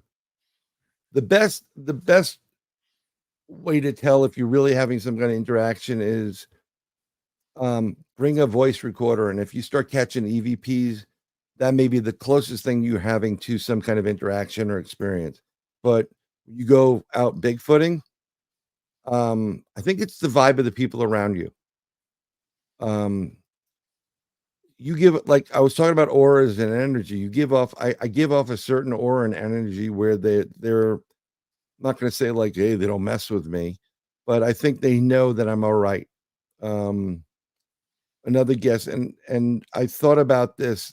It's almost like the Bigfoot community worldwide, the Dogman community worldwide, and even the spirit. There's something like we are like a collective of one consciousness type of energy. Somehow these things know who you are and what you've done. Like I will wager that my experience in front of the Dogman urinating, saying I'm your boss and you're my bitch. Everything that took in, all the information about me, scent, smell, energy, whatever frequency I'm vibrating at, because we do vibrate at a frequency, we do give off certain wavelengths.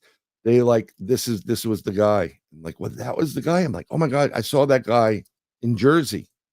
They just know.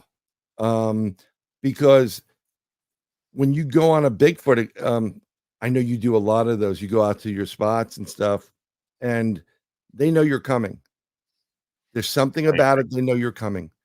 And I think there's this gray area. Some people call it the moment, or, but I call it's almost interdimensional, or a certain thread that goes through multiple dimensions.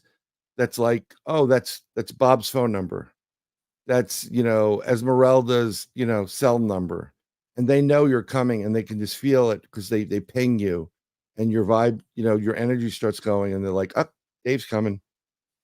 Ain't that right, Brian? Hold that thought. Yep. We're going to head to break here at the bottom of the hour. We got Brian Bowden for the next half hour of Spaced Out Radio, talking Dogman, cryptids, and more. We'll be right back.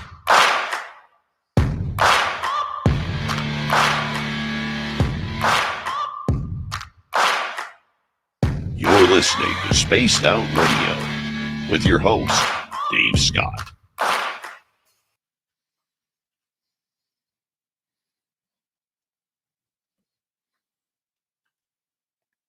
All right, Brian. Cool. I'm eating my I don't know if you have this place. It's a candy place. My kids make me go, and it's called It's Sugar down here. And you can get wholesale, like bulk candy. It basically keeps your kids up all night. So I get the banana, the runs, whatever.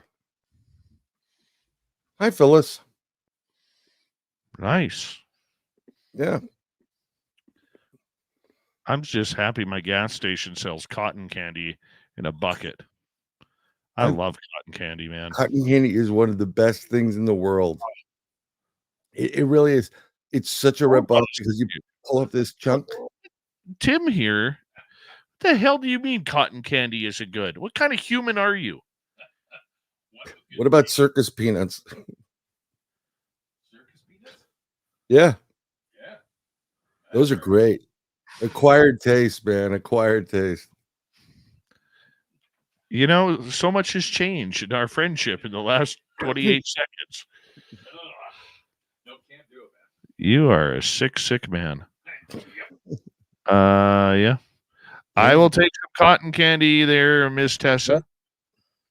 I love cotton candy, man. Cotton candy is pure sugar, but damn, is it good. You just It's like take this dirty whole milk, stuff not and like in melt. the Nimo bars. Yeah. Pretty close.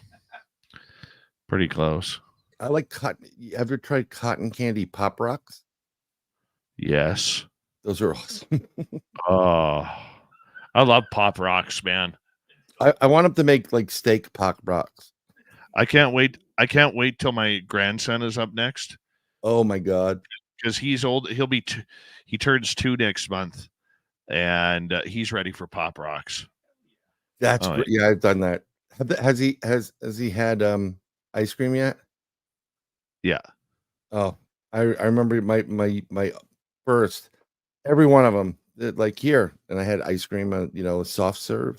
I'm like, no, and I just you smush it in their face, and they like it, and they go, and their eyes wide. Yeah, you get the big googly eyes. Yeah. Yeah. How are you? Circus peanuts are great. Yeah, Rolo ice cream. Yeah, Rolo ice cream is fantastic. Hey, have you gone to the supermarket up here and tried Shark Attack ice cream? No. Dude. Really? Dude. Shark Attack. Yeah, it's gray and blue ice cream, so gray for the shark skin, blue for the water, and then it has red strawberry veins running through it with tiny little strawberry chunks. And it comes with its own insulin pen. It totally does. Totally does. Yeah. And then they got cotton candy ice cream. Those are my 2 favorites right there. Yeah. Uh-huh. I had some good I'll call them treats up in Canada when I used to go up to Toronto and New Brunswick. St. Andrews, or there's some good stuff up there. But I'm telling you, I'm getting up to you somehow 2025. Besides whatever you're gonna do. And I'm gonna say, how about you did 2 on the West Coast. Why don't you do 1 on the East Coast of Spaced Out Radio, Meet the Fans? And well, we're taking 2025 off for the fan party. I think you need to come to the East Coast. Well, that might be a family holiday. Well, you can come down with the family too. I'm telling you, you can stay. Yeah. The only requirement that I have is that you got to take me bass fishing. You want to go bass fishing here? Yeah. I just want to go fishing. Want to go fishing. Then you know what? I'll figure it out, because we'll go deep sea fishing. That would be better. Yeah. Until fucking Jaws comes. Yeah. Right. But my buddy went out in Florida, in Fort Lauderdale. He went out for the day. Friends with the captain. They go out and they reel in a bale of marijuana, like a bale of marijuana. Oh, nice. They have to call the Coast Guard immediately. Yep. Yeah. I want to go. I want to go fishing for bass in one of those streams that has alligators in it. So when you hook the fish, you got to fight the alligator too. I can arrange that. Actually, just go behind my house. There are these canals, and you can pretend there's bass in there, and you'll deal with the alligators there too. Yeah, that'd be fun actually. If I can acquire baby alligators, although I think they're protected, you may get a package up in Canada. No.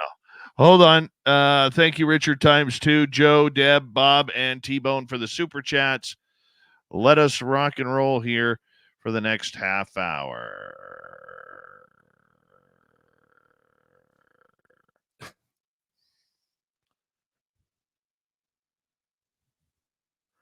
Okay, sorry, like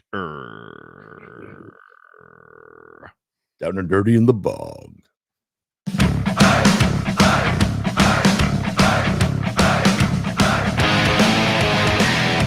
we go with the second half of Spaced Out Radio Time. We got Brian Bowden up until the top of the hour. My name is Dave Scott. Talking cryptids tonight.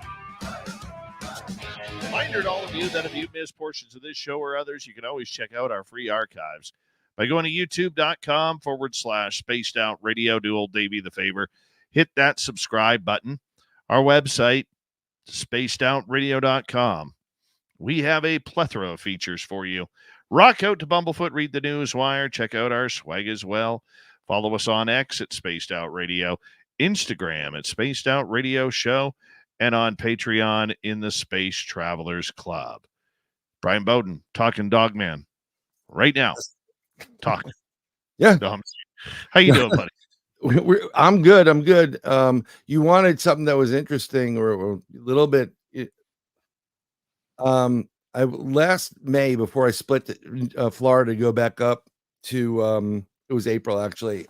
Go back to New York for these people for the summer, my dependents. I went out with to the west coast of Florida with a buddy of mine who's a heck of a Bigfoot researcher investigator. He makes films. His name's Stevie Stratford, sometimes known as the Creature Man. Amazing guitar player, shreds it. Awesome, right? So he invites me out with his group out into Mayaca, and they rent the campsite. And when you rent a campsite in Mayaca Forest, it's a huge forest. You're basically renting 20 acres to yourself. Now, here is what's great about that. They have an insight to certain people that work the area and let them know about Class A sightings and stuff. So they let them know at one campsite there was something, and I'll explain it to you. There was a French Canadian family that went to Florida, and they were camping, and they left after the first day. This was to be the Friday, Saturday, Sunday. They left after Friday, and when they set up their stuff, they went to the ranger and they said they complained, we're leaving early because we didn't like the bear that stood, sat outside our campsite, stared at us all night.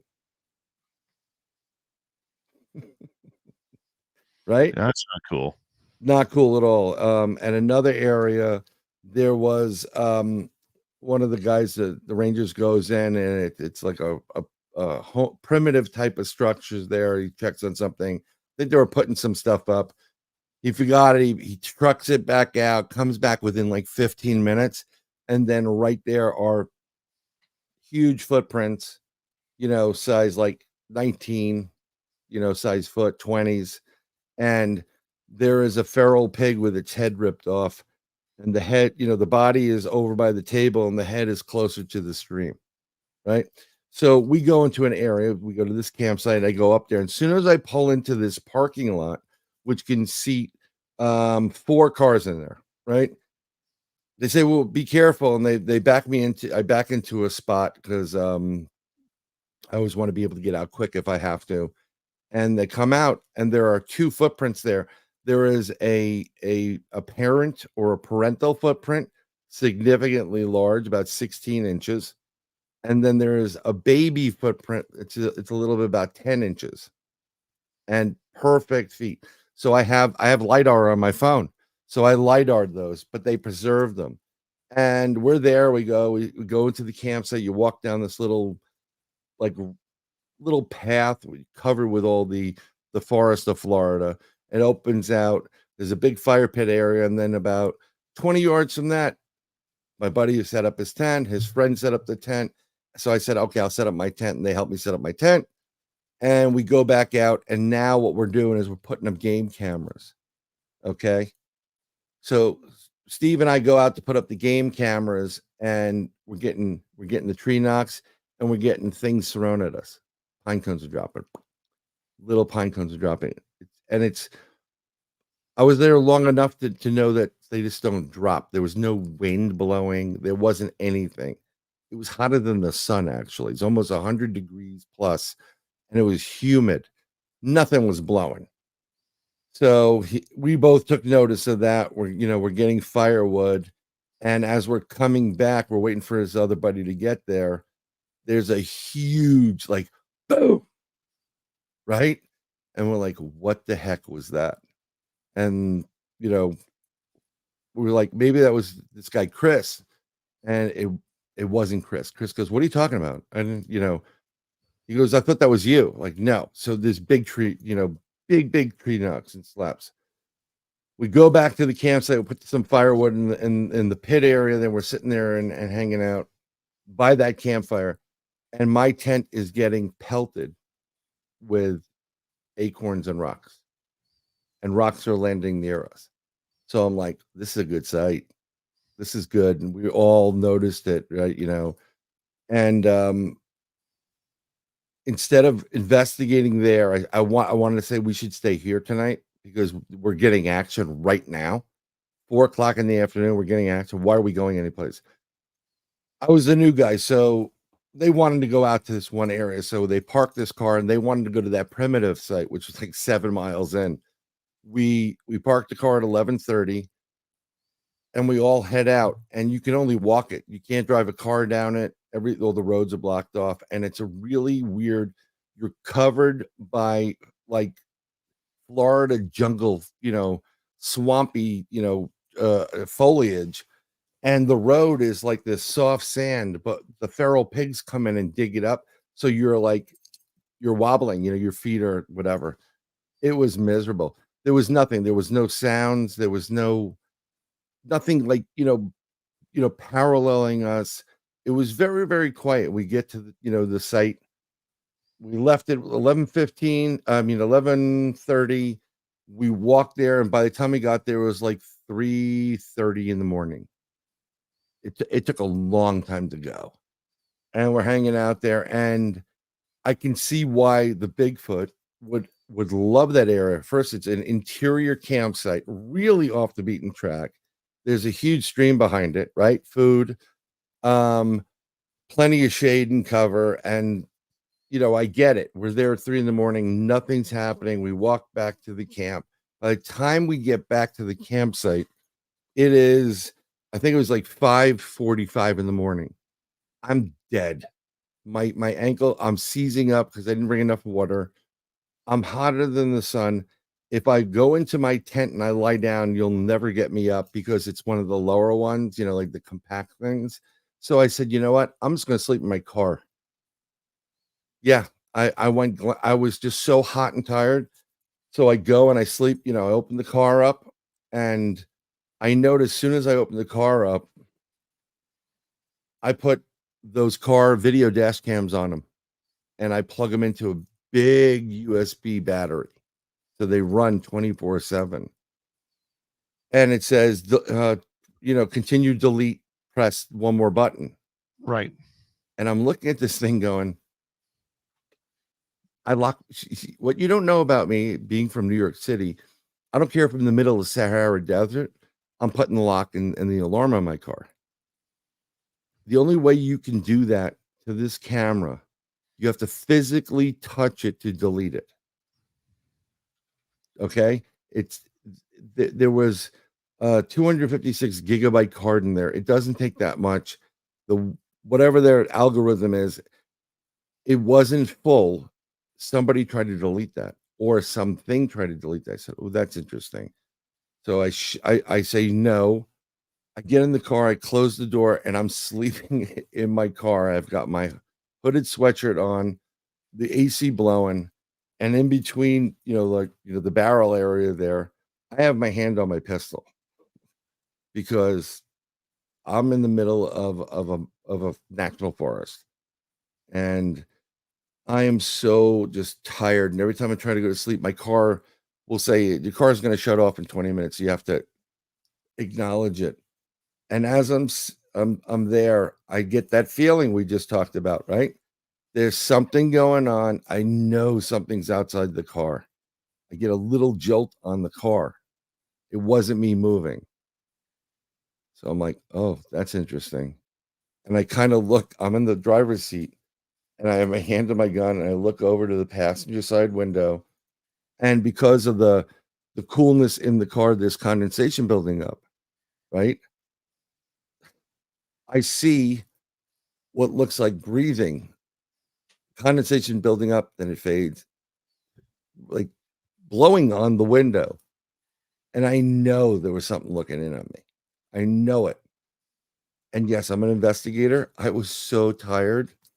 I said, I'm going to sleep. You can stay there and stare at me all you want all night long. So, I bail. I go to sleep for about 2 hours. And something like the car moves. I wake up from it and I'm like, what the heck's going on? The light is come back now. It's more real early morning. And I get out of the car. I stretch because I have to use the facilities. And I walk around to that side of the car, still my hand on what I need to have it on, just in case. And right next to my car, there's a wooden beam to prevent you from going into the forest, and a lot of forest. Yes. 2 knuckle prints in the ground right there. Big, Oh, really big knuckle print.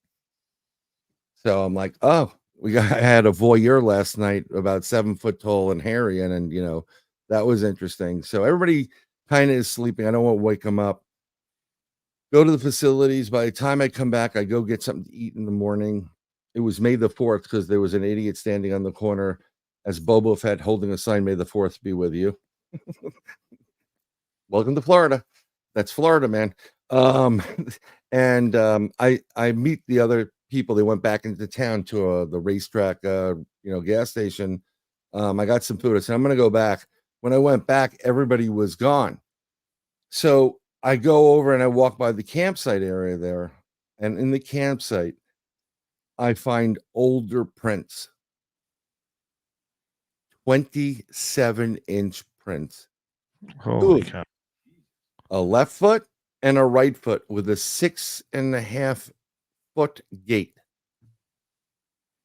Wow. You know how big a 27-inch foot person is? You're over the 12-foot mark. Easy. Yeah, definitely. And I got it on LiDAR, and I have uploaded them. I do upload a lot to the Facebook when they don't ban me. But I'm also uploading videos of it on my YouTube at Brian Bowden. That's my channel there. My only podcast channel. No, it's my only channel. So you will see these print. And what's great about these phones with the LiDAR, they're not the greatest LiDAR, but you can still take it, output it as a model, and you can print up that print. Everything about it. The depth, everything. And hold a physical copy of it. Which is one of the plans down the line. But yeah. What's it like being I'm going to change the topic here. Sure. What's it like being face to face with an alien? That was very, very interesting and odd. That took me back for threw me off a little bit because it was a tall gray. I call them the ambassador grays, the 6 foot plus, the ones that are making deals with people here on Earth. I like to call them the ambassadors, and they communicate. There's a great video sent to me by an all 0 number on caller ID of South American. There was a gentleman there with a beard, probably about 6 foot tall, talking to about a 7 foot tall gray. It's a legit video. It's not. I think it was in the late 70s, early 80s video, I think it was. I never got a date on it. And he was right in my face. Right in my face. A couple of times. There was one time where it felt like a dream, but I think I was awake on being taken one more time. I don't know. I couldn't swear on that. Another time when I started doing the gateway tapes, the CIA gateway tapes, because I do remote viewing and I do meditations and stuff. And we got into the first disc, the Focus 10, and it really started getting intense on the binaural side of it. And this thing was right in my face, and he just went right at me, and I had to open my eyes. I could give you the detail of his face, like where the slits are in the nose. You can see the flesh system or whatever it's made up of. Looks kind of like, if you've ever seen the Ninja Turtle movie. Yes. Okay, I'm trying to give you a that animation or that mask that's what it looks like. It has that feel to it, and it's not really a gray. It's more like a light or a weird green. And yeah, and that was bizarre. That was super bizarre. Did it try and communicate with you, or is it just standing there silently? It was just, I think I broached a certain frequency or vibrational level, and I elevated my system to a certain point using the binaural beats to get out of this physical. And I think I may have it's kind of like I popped into where it was in that zone, and it's like, who are you? Like looking at me, like that's what it was. It was like it was split second. Then I came right out of that whole scenario, 100%. But a lot of times with these, I'm talking a 3-way video call with 2 people, one of which was in Canada, the other one is in the Midwest someplace. We're having a round table type of discussion. And when I was doing the video, I'm in my kitchen in the Bronx. I'm at the top floor, 7 stories up, and I put a sheet behind me or a tapestry. There's no more than a foot behind me before it's a window. Okay. And we're talking around, and I didn't say anything to anybody. I'm getting this image in my head of a tall gray. It's really strong. Like I can feel this thing is near me. It's like, kind of like, come on, hurry up, do what you do, because I need to do what I got to do, kind of thing. And while this is happening, my friend in Canada is looking like doing this. He's looking. So we can continue talking for another half an hour in the interview. And I say, what the hell what'd you see? She goes, you notice that? I'm like, I could not notice it. You couldn't get closer to your screen. She goes, well, I saw an extraterrestrial. He popped out from behind you and he was there. And I said, oh, you did? Can you, if I showed you a picture, would you know if it was? She goes, yeah. I immediately found a tall gray, longer face. I go, is it this? She goes, oh my God, that's exactly what it was. Yeah. How does something do that? 7 story, I'm 7 stories up. It's right behind me, and it's coming in like, Brian, hurry up. We gotta take you up to the craft and see your kids. Like, I would like to know more. I'd like them to allow me to remember things more, or because I mean, yeah. I'm tired of the nighttime stuff. Yeah. I want a daytime. It's not so much daytime. I want to be awake. Yeah. I want to make the conscious decision. Okay. Do I walk up on that craft or am I too chicken? I want that decision. because so far I haven't flown the craft, which is what I want to do. I'd love to do that too, but I don't think it works that way, only in the movies. But I mean, I would just like to, you know, have a moment like where I am totally awake. I'm like, okay, you're real. Can I touch you? You know, Yes. I just it's not about just this. It's the physical touch. This is really, really important. You know, the good touch, people, not the bad touch. Um, and you got to go. Like to be that close to a Bigfoot and be able to go feel what it feels like. That would be amazing. But I think there's a problem when you get to the pure extraterrestrial, because I think they do.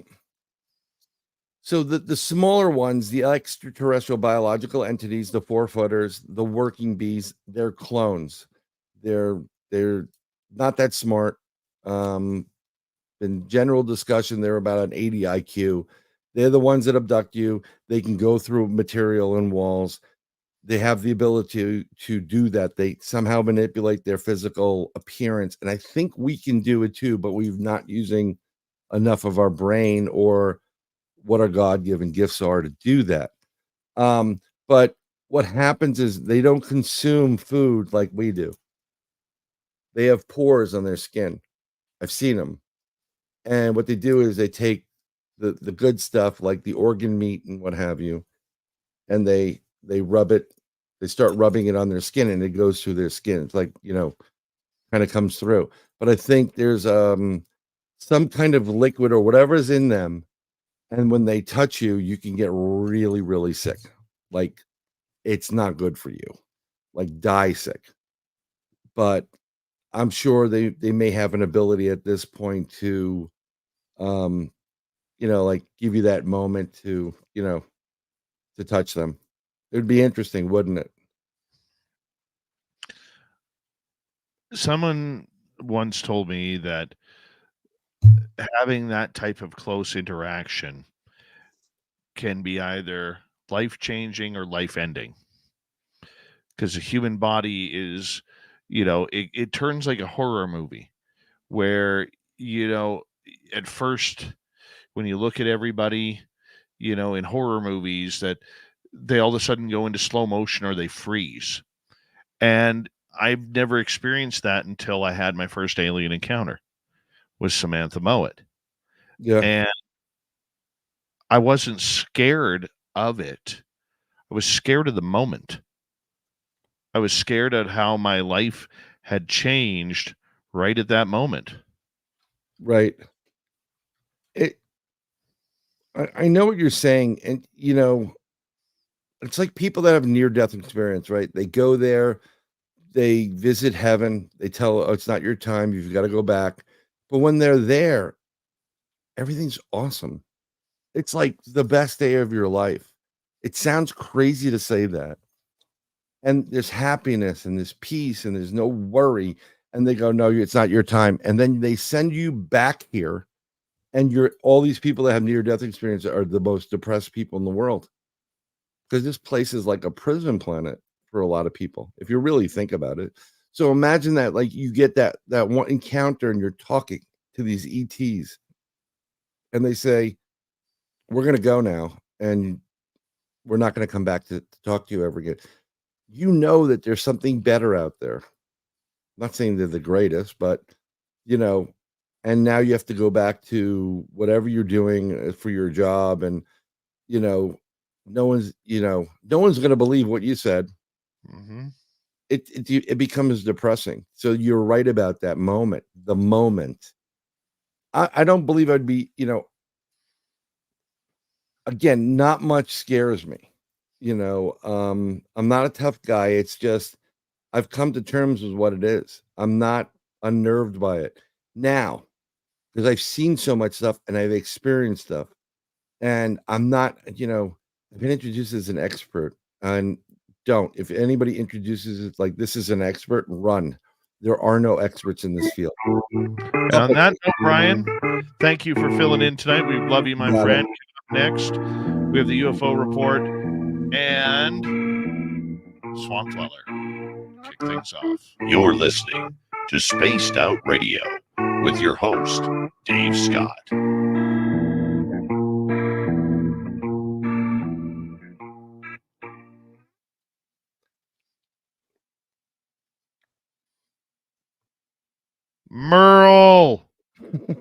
Merle popped in.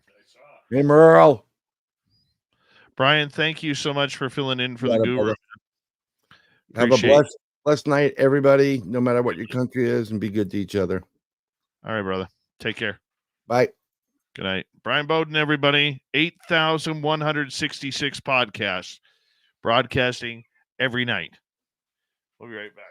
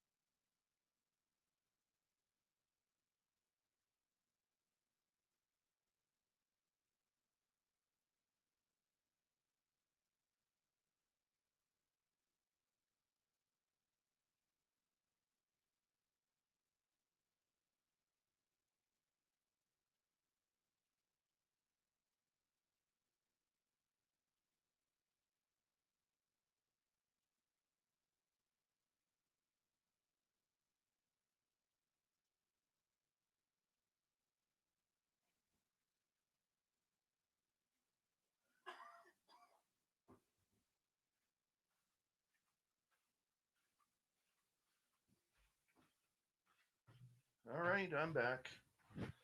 I'm back.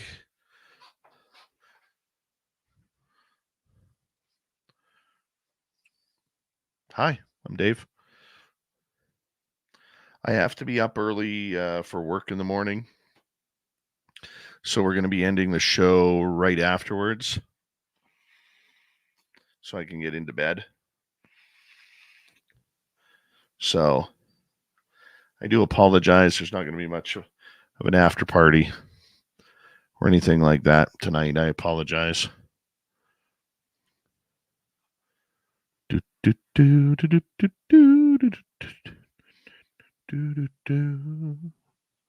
We got 1 minute. Let's get you set up there, little Timmy James.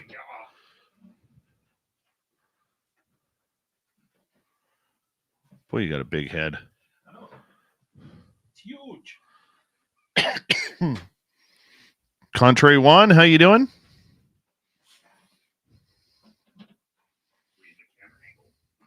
Camera angle's good. There we go. Let me turn you. I'll turn your mic up here in a minute. Thank you tonight to Richard ×2, Cosmic Joe, Deboruni, Bob, and T-Bone. Greatly appreciate the love, everybody. Don't forget you can shop at our Spaced Out Radio store. Why, Tim? Because we don't have any ugly swag. No ugly swag, people. None whatsoever. You can be proud to wear our stuff out in public. And more than just to the hardware store to pick up more paint. Painting. Here we go.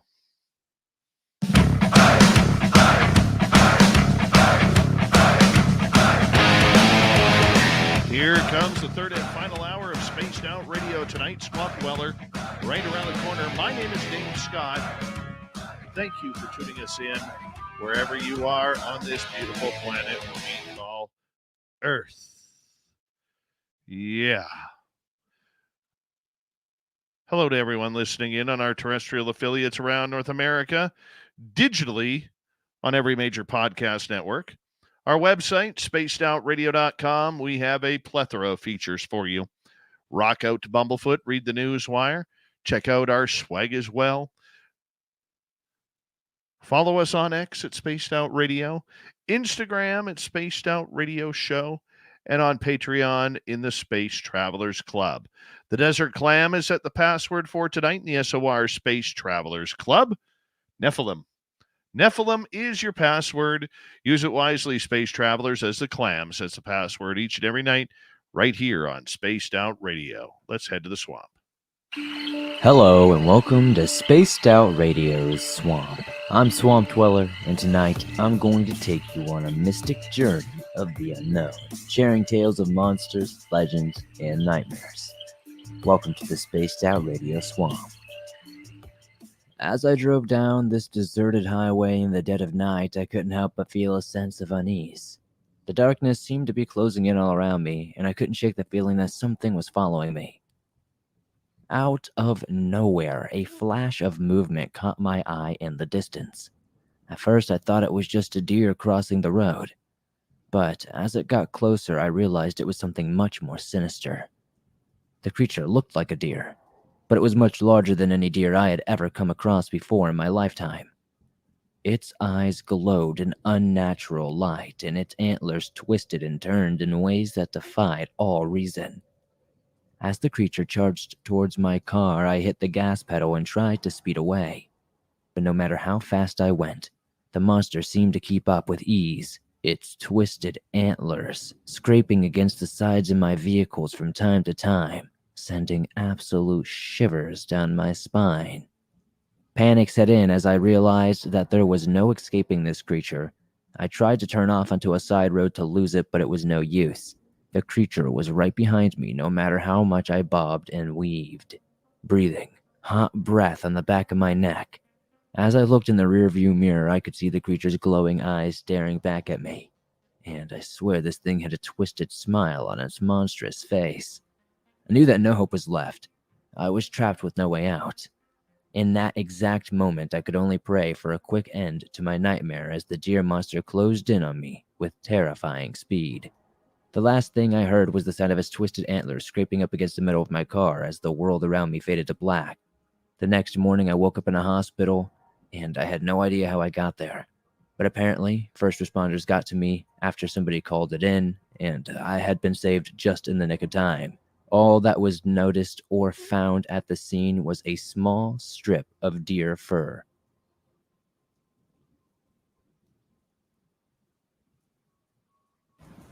I was absolutely ecstatic to kayak down the St. Johns River in Florida. I had heard that it was one of the state's most beautiful and peaceful kayaking destinations.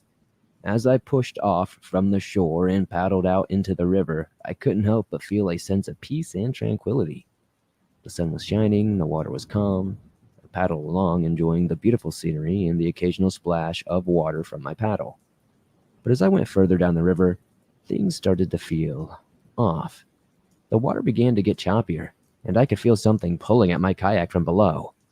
At first, I thought it was just the current, but then I felt something brush up against my leg, and it sent shivers down my spine. I looked down in the murky water, trying to see what was beneath me, but I couldn't see anything. The feeling of being watched grew more robust, and I felt like something was circling my kayak. Suddenly, something slammed into the bottom of the kayak, sending me flying into the water. I thrashed around trying to get back into my kayak, but something grabbed me by the leg and pulled me underwater. I tried to struggle to get free, but the thing was holding on to me very strongly. It almost felt like tentacles, cold and slimy, wrapping around my body. I grasped for air, but all I could taste was salt water. I finally managed to break free and swim to the surface. Gasping for air as I did so, I clambered back into my kayak, shaking and terrified. I didn't know what had just attacked me, but I knew I needed to get out of the water immediately. As I returned to the shore, I couldn't shake the feeling that something was still following me. Every time I looked back, I could see ripples in the water like something was just below the surface. When I finally reached the shore, I stumbled out of my kayak and collapsed onto the sand. I was shaking and covered in water. I couldn't believe what had just happened. As I caught my breath, I looked out into the river, trying to see if I could spot the creature that had attacked me, but there was seemingly nothing there. The river was calm and peaceful, like nothing had ever happened. I felt like I was going crazy, like maybe I had just imagined the entire thing. But as I returned to my car, I noticed something strange. The trees around me were all dead. Their leaves were brown and withered. It was like they had been sucked dry of life, and there was a strange smell in the air, like rotting fish and seaweed. I tried to shake off the dread creeping up, but I couldn't. I knew that something was just wrong, that something was lurking in the water. That night I couldn't sleep. Every time I closed my eyes, I could feel something cold and slimy wrapping around my legs, pulling me under the water. I kept thinking about the dead trees and that strange smell, wondering if they were connected to the creature that had attacked me. The next day, I decided to try to get some research in. I searched the internet up and down for information about strange creatures in the St. Johns River, and that's when I found it. There were rumors of an animal that lived in the depth of the river, a beast that had been there for centuries.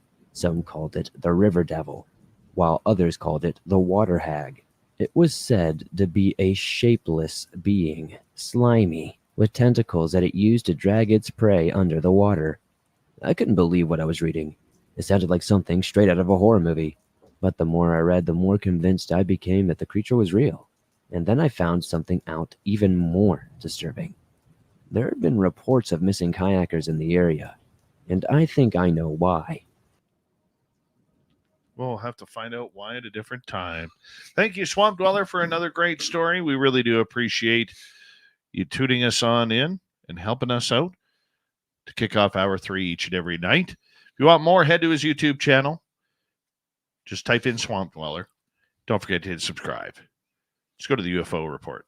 That is an interplanetary flying space saucer.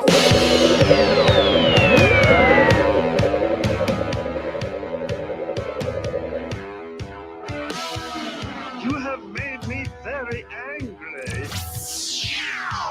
Very angry indeed. Tim James, how you doing, my friend? I'm doing well, and you, sir? I am doing great. I I got a busy weekend, man. We both do it by the sounds of it. You know, I'll tell you. Mm-hmm. Sometimes there just isn't enough time in the day. No, that happens a lot. You know, it does. It does, my friend. But you know what? One day I will sleep like every day. Yeah, wouldn't that be nice, right? Yeah, I'll wait until I'm dead. Yeah, well, that too. Yeah, I just figure why not just push the limits to, push the gas pedal down as far as I could go. Yeah, get to the rev limiter and just keep her going.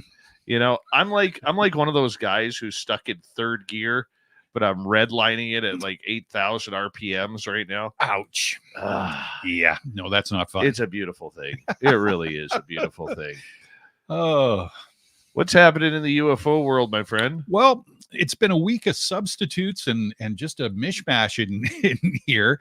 But what I found is that there was some very good conversation. Not that there ever isn't, but I really found this week was kind of all right. Went with it. So we were talking. We've touched base on threat narratives and stuff like that. We've talked about the Langley, the drones, and military installations, why they always, seem to be the ones that report weird things. So I've got a little bit of a theme here. And then obviously at the end of the show, I've got today in UFO history. So did you ever wonder why are so many UFOs being reported near nuclear sites, right? And why isn't there more urgency on the part of the government to assess their potential national security threat? Those are questions being asked by a team of high-ranking former U.S. defense and intelligence officials, aerospace industry veterans, academics, and others. The team has been investigating a wide range of these sightings and advocating more serious government attention. Throughout history, unexplained UFOs have shocked, frightened, and fascinated skywatchers. And in the last century, more than a few have been reported in military contexts. I'd say a lot more than a few. In late World War II, U.S. airmen called them Foo Fighters. Strange orange flying lights by French-German borders. During the Korean War, some soldiers called them the blue-green lights, emitted pulsing rays, made their whole battalion sick with what to some resembled radiation poisoning. Less known, in the last 75 years, high-ranking U.S. military and intelligence personnel have also reported UFOs near sites associated with nuclear power, weaponry, and technology. From the early atomic bomb development and test sites to active nuclear naval fleets, all of the nuclear facilities, Los Alamos, Livermore, Sandia, Savannah River, all had dramatic incidences where these unknown craft appeared over the facilities and nobody knew where they were coming from and what they were doing there, says investigative journalist George Knapp, who studied the UFO nuclear connection for more than 30 years. Knapp gathered documentation by filing Freedom of Information Act requests to the Departments of Defense and Energy.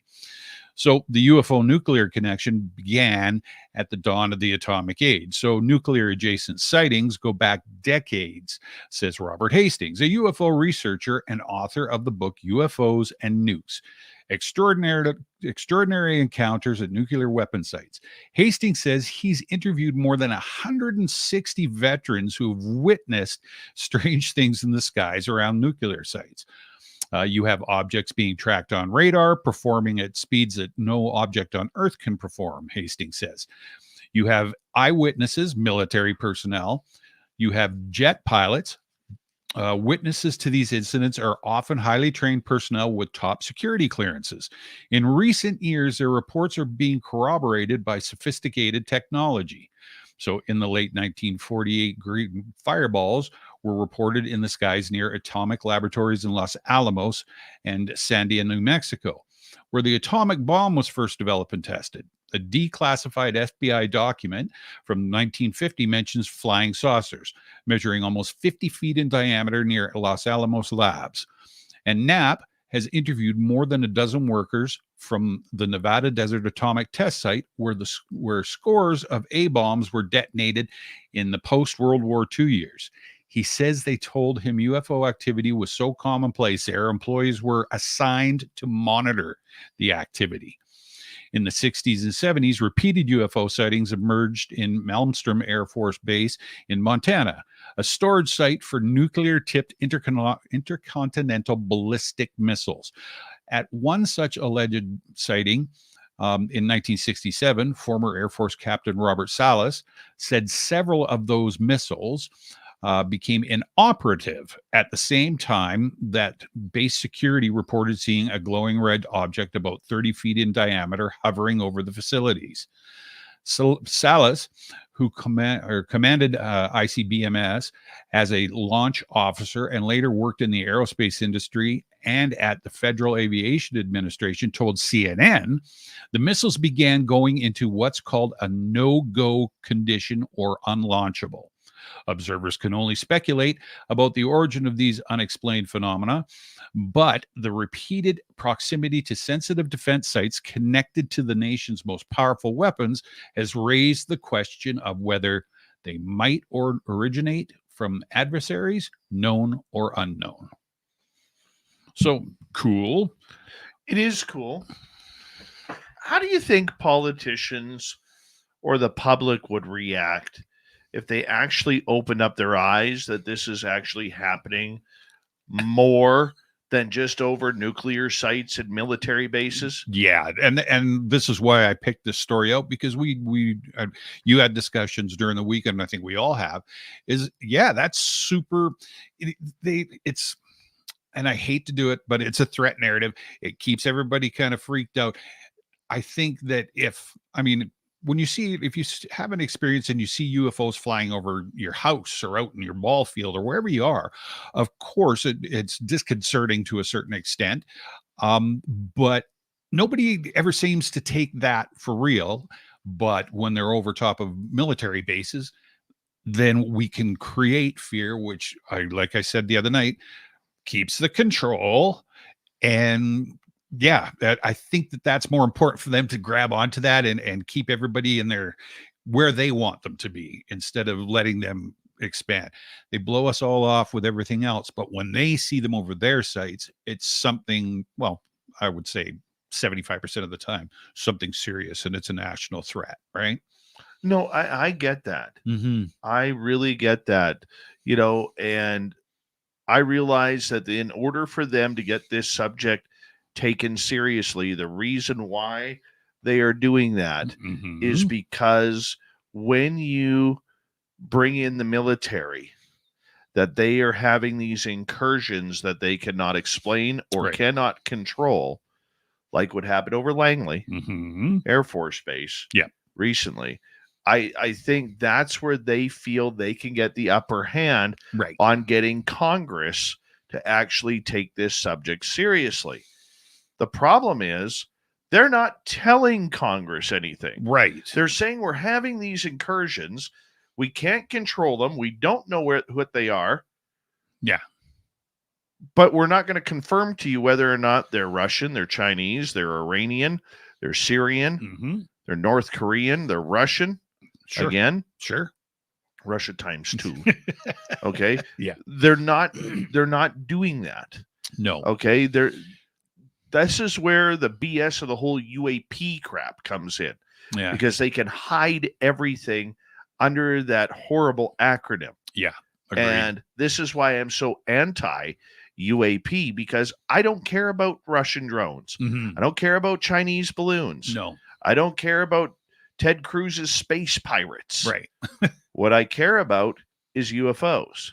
Absolutely. Okay. So the question is, with all of these media outlets talking to the same people, getting the same answers each and every time, when are we going to hear about the stories and the acknowledgement, more importantly, that this is a phenomena that is happening all over the world? Right. Yeah, no, I agree with you. It is kind of a goofy system. I mean, to say it and put it, kind of bluntly, it doesn't make any sense. You're right. Why would this be happening, and why? What's the push, or why isn't there the push, and why isn't there the reporting or the proper reporting? Because I mean, obviously, we've heard thousands. We've heard tons of reports from military personnel, excuse me, military personnel and stuff that are dead positive that they've seen something, but I don't know if it's confusing. I don't know if they're trying to use that as if they're actually trying to tell anybody what's going on, or if they're just keeping it secret or sensationalizing it to freak everybody out.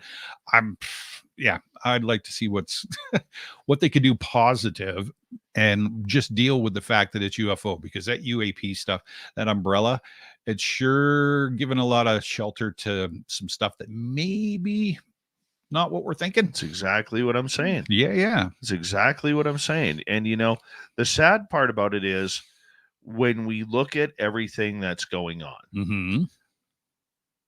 it's regular people like you, like me, even, the people who service our vehicles, the people who take our blood for donation, the people who go to the bingo hall, the guys at the slow pitch field. Yeah. The lawyers, the doctors, the construction workers, the plumbers, the service technicians at the car dealership. Doesn't matter what your career is, what your color is, or where you're from. What they care about is trying to figure out that real people are having real experiences. Uh-huh. And I don't know whether or not they're ready to take that step.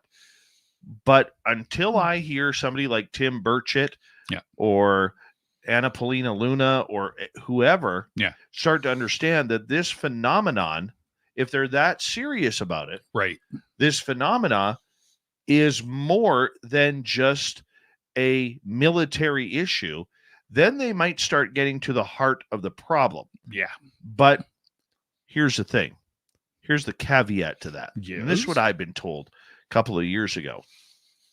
They're having a hard enough time to get Washington senators and Congress people to take this seriously. We think a ton of them are taking this seriously and are trying to get to the root cause. Right. But in the overall scheme of things, it's a handful of people. Most definitely. A handful. Yep. And the Congress people who are working this right now are doing their best to try and get more people involved to show that it's an issue. Mm-hmm. However, the majority of them do not believe it. They don't care about it. Yeah. They're more interested right now in other types of issues. Yeah.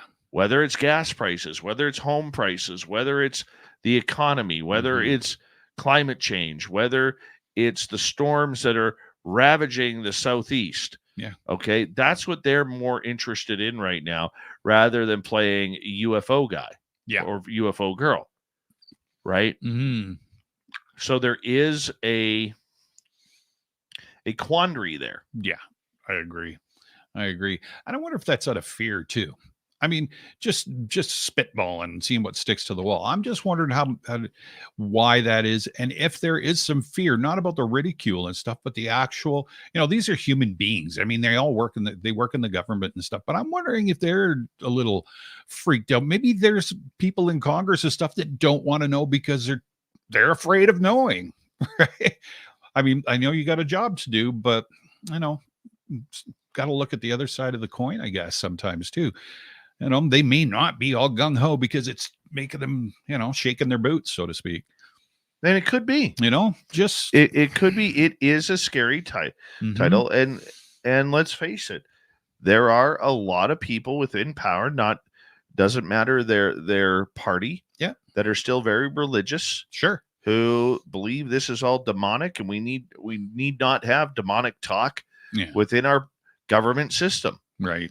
There's a lot of people who are like that. So do you respect that? I think you kind of have to, because that's their opinion. Yes. Right. But either way, it's a game that's being played. Yes. And what will really happen when they open up to the fact that this isn't just around military bases and disclosure for dollars. Mm-hmm. Because that's all it's leading to. All these stories point towards disclosure for dollars. Yeah. Yep. True that. All right. I'm going to get you guys to hold on right there, because little Timmy James will be here till the top of the hour as we head into the final half hour of the show with the UFO Report. Tim James. My name is Dave Scott. We'll be right back. This is Spaced Out Radio and your host, Dave Scott.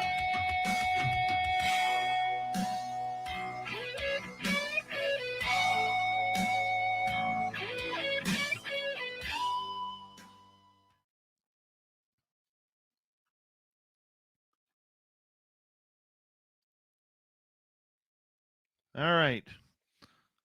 That was a good one. Yeah. Frost Kitten Games, welcome back to SOMR.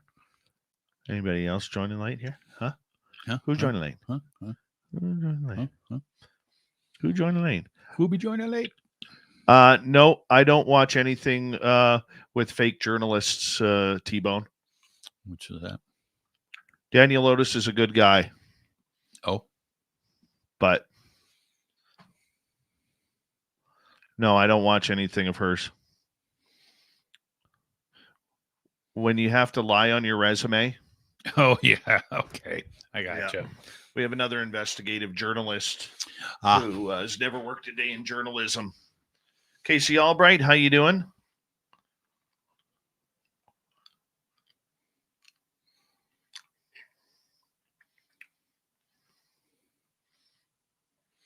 Yeah, it's too bad when you get fakers like that. It definitely takes the legitimacy out of the people that have worked their behinds off to become actual journalists, right? It's funny because it's one of the only careers out there that people try to steal. Yeah. Well, yeah. Right? Yeah, true. Right. True. I mean, it happens in every field. Don't get me wrong. It does. It does. It happens in mechanics a lot. Uh-huh. Well, okay. Yep. It happens in whatever. Sure. Doesn't matter. But I hold, and maybe I'm biased, okay, but I hold journalism in high regard. Not the bullshit you see on TV today or the crap you read in the newspaper, the I'm offended headline type journalism. Yes. Yes. What we call infotainment. Right. I'm not a fan of that. No, I get it. Okay. And I do also believe that citizen journalism is very, very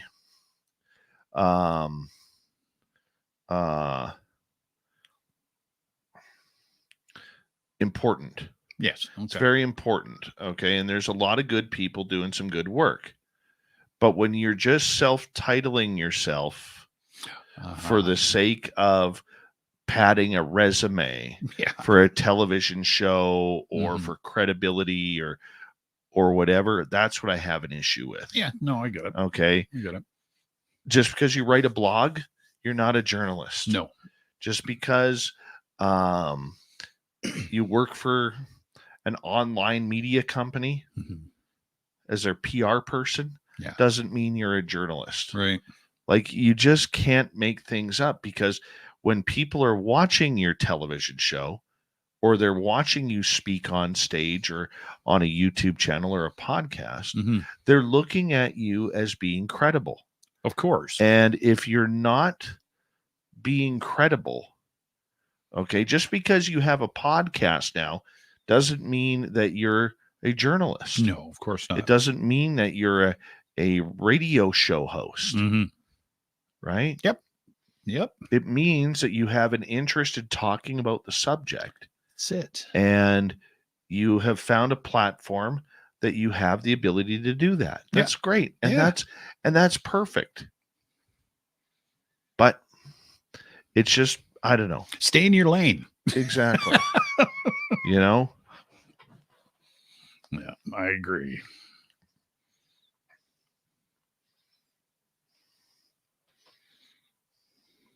And T-Bone, I'm not picking on you here, so please don't think that. But I want our public to be knowledgeable. And look, there's people out there who ask good questions, great questions. A lot of times better questions than I could ever ask. Oh no, for sure. Okay. Yeah. But it all depends on the angle that you're coming at. Right. Okay. I'm not a science guy. doesn't interest me. Yeah, no, I get it. Okay. I'm a news guy. Mhm. Okay. But it's just the way it is. It's just the way it is. That in a field where nobody fact checks or very few fact check, Yeah. okay, like when I see some of these people going off on me about all the woo we do here, when you could be fact checking other people Mhm. and their resumes, check my resume out. If you want to know where I work, Yeah. I'll tell you. Mm-hmm. And then I'll give you people and links and everything Sure. that I can show. Right? Yeah, absolutely. Absolutely. Well, like my grandfather said, don't write checks that your butt can't pay for. So, yeah, just doesn't make sense. 7 seconds. Here we go. Hi, Mama Catherine. Mwah.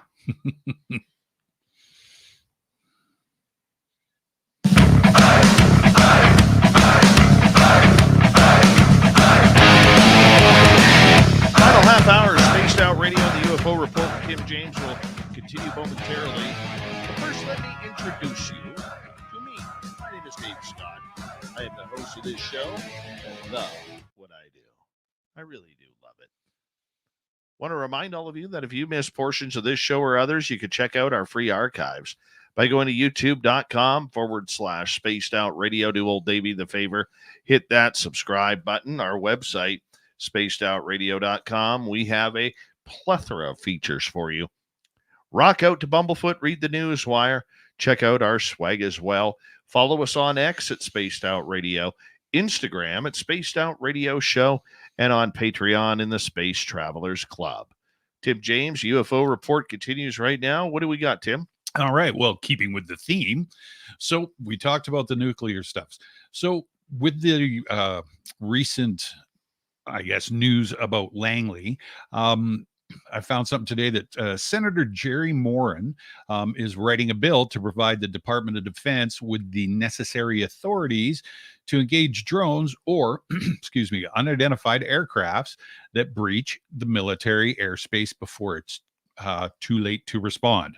So Moran, a member of the Senate Appropriations Defense Subcommittee and the Intelligence Committee, is responding to reports of weeks of intrusions by unknown aircraft at the Langley Air Force Base back in December of 2023. So perfect. The note is that the fiscal year 25 Intelligence Authority Authorization Act, as reported by the Senate Intelligence Committee on June 3rd, 2024, contained a section titled Protection of CIA Facilities and Assets from Unmanned Aircraft. However, in the IAA version later filed by SSCI Chair Mark Warner and Ranking Republican Marco Rubio for intended incorporation into the National Defense Authorization Act, that sections have disappeared. So the way this was written, it was written backwards. So what's happening is Senator Jerry Moran is writing this bill so that to counteract, and I guess he's kind of a little cheesed that Rubio and Warner removed, I think, like 9 or 10 different lines in the proposal that was supposed to be going in. It was brutal. I went through the document and had to, micro print. And yeah, it's kind of like they took the meat out of it and just left this kind of cotton candy. I like cotton candy. But yeah, it was like, okay. So yeah, like I say, it was written backwards. And I thought that was very interesting. I don't know how far it's going to go, but it was just kind of falling in line with what we've been talking about this week. So what I did find, though, is after seeing that and reading about the nuclear sites, Jason Rattray, is replying to Ross Colehart and News Nation on an episode of Reality Check they did with Sarah Graham, and we talked about her a couple weeks ago. I got a comment to make about her. Sure. Okay. Her and I are Facebook friends. Nice. Hi, Sarah. So get this. Mm-hmm. About a month ago, I said, hey, would love to get you on the show. Yeah. We could talk about this. Yeah. And I get a response back that says, thank you so much for reaching out and asking. At this time, I am declining interviews regarding UAPs. Have a great day. So I said, hi, Sarah, today. Yeah. Hi, Sarah. I notice you're doing interviews again. My audience would love to hear from you. Yeah. She's looked at it. She hasn't responded. Okay. But I say that because, once again, smaller shows, getting the names. Yeah. Well, she did kind of disappear after her last little foray, right? She's back, though. Yeah. Well, she did this interview on Reality Check, right? So as we talked about, Sarah was a former intelligence analyst for the UAP task force. And she describes to Ross the moment that made her realize we are not alone. And plus why Gam says some of the UAP videos on the web might not be accurate, which we reported on a few weeks ago. So I'm not going to regurgitate that part. So I really liked what Jason wrote here. So that was the main part. But this is what Jason says, and this is all a quote. The problem we have now is that the whistleblowers and the journalists receiving the leaks are self-proclaimed patriots instead of advocates for the human race. We need courage to put humanity first. Those being thrust into leadership roles in the UAP disclosure movement could be unwittingly hiding reality under a false pretense of national security. What we talked about all this week. Those I am concerned about, again, is Ross Colehart, G. Knapp, Jeremy Corbell, Lou Elizondo, and Schellenberger, amongst others. I asked a lot of you to be highly critical of anything the three-letter agencies called national security. As you all know, in caps, they have lied over and over again. Don't leave us in the dark for decades more. Be courageous and release everything that is not demonstrably a national security threat. Humanity deserves to know the nature of our reality. Ashton Forbes has it right, according to Jason, and everyone should be considering his theories and not ignoring what he says. I believe Ashton will be one of those people who receive thorough vindication for his theories and the abuse he faces from mainstream science debunkers. You don't have to agree with Ashton, but you need to take him seriously, in my opinion. So I kind of found that was kind of summed up what we were talking about, right? There's a real clique out there who's trying to get it out. Yeah. And everybody's fighting for, like I said, morsels of news. Yeah. You know, if I didn't have my daytime job, I'd be right in the mix there. Yeah, for sure. I'd have a big shovel digging for all of this stuff. Well, no, of course, right? And that makes sense. I mean, it seemed to follow the theme. And I remember, when you and I, Rob, were talking about it, and then you and Terry and Rob last night, that's what it reminded me of. It was just like, yeah, this is a kind of a theme that we ran all week by happenstance, right? So it was pretty cool. I thought I was like, all right, interesting stuff there. It's weird to watch them click up, though. And that's the problem. Is over the last 4 years, and I know you're relatively new to this, but over the last 4 years, Nicole Sakic and I and Courtney Marcassani and I have had these conversations, even together, right, about how there are all these little cliques that are forming within ufology. Like Stephen Greer has a clique, Lou Elizondo has a clique, George Knapp has a clique, Gary Nolan has a clique, and so on and so forth. Right. David Grush has a clique. It happens, okay, because everybody wants to be surrounded with people who are like-minded on this. But it's amazing how it affects the UFO story. Right. right? Okay, I It get you. completely affects the UFO story Mhm. with where the news is coming from, because all of these groups are pandering to the audience, to the clicks, to the video shares and everything, trying to say my story's right, that person is wrong. Yeah. Okay. Yeah. So then you follow the line of where do they do their interviews? Right. They go to their interviews on people who are part of their clique. Got it, For yeah. instance, if you look at it, Lou Elizondo, Yeah. all his Brits from the UK all got interviews. People in his clique on this side of the microphone or on this side of the ocean got interviews.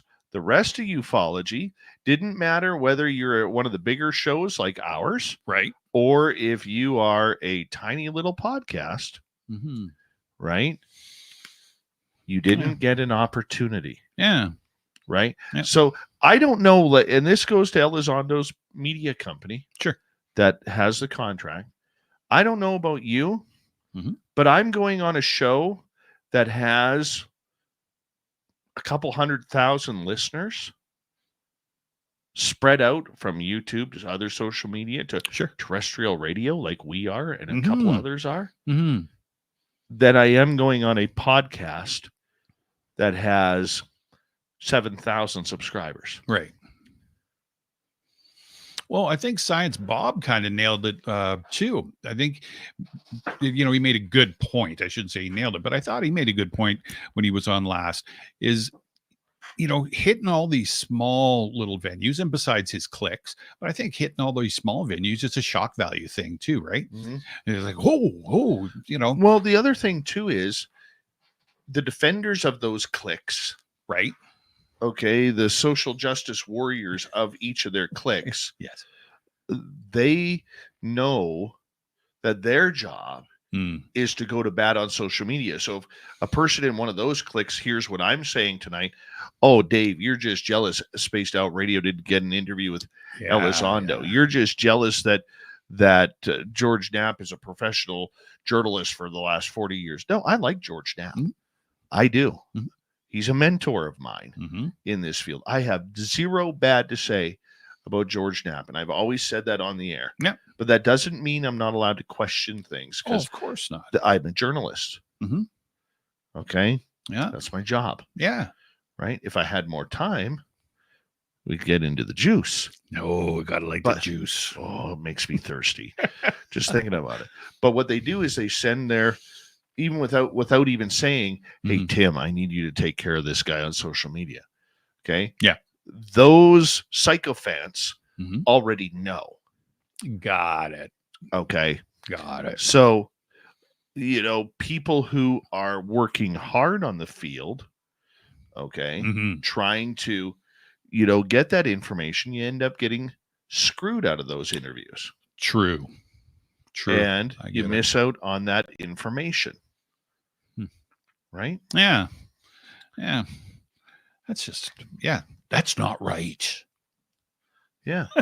Well, and you know what? The problem is I get messages every day from listeners. Okay. Every day. Yeah, I can imagine. And I get listeners who will say to me, and I usually get it once, twice a week from people. I'm not one of these people. I got millions. There's one show out there. Millions. I got to tell you this. This is funny. Okay. There's one podcast out there who we've had a number of guests appear on that show. Okay. And this person will tell his audience, we get over 1 million listeners a night. 1 million listeners a night. It's pretty good. Okay. And we're on terrestrial radio. They don't have a single station. They got less than 1,000 people on their YouTube channel. And they're telling these guests to get 1 million listeners a night. I mean, I get the fact you want to pump your tires a little bit, but let's not be stupid. Dude.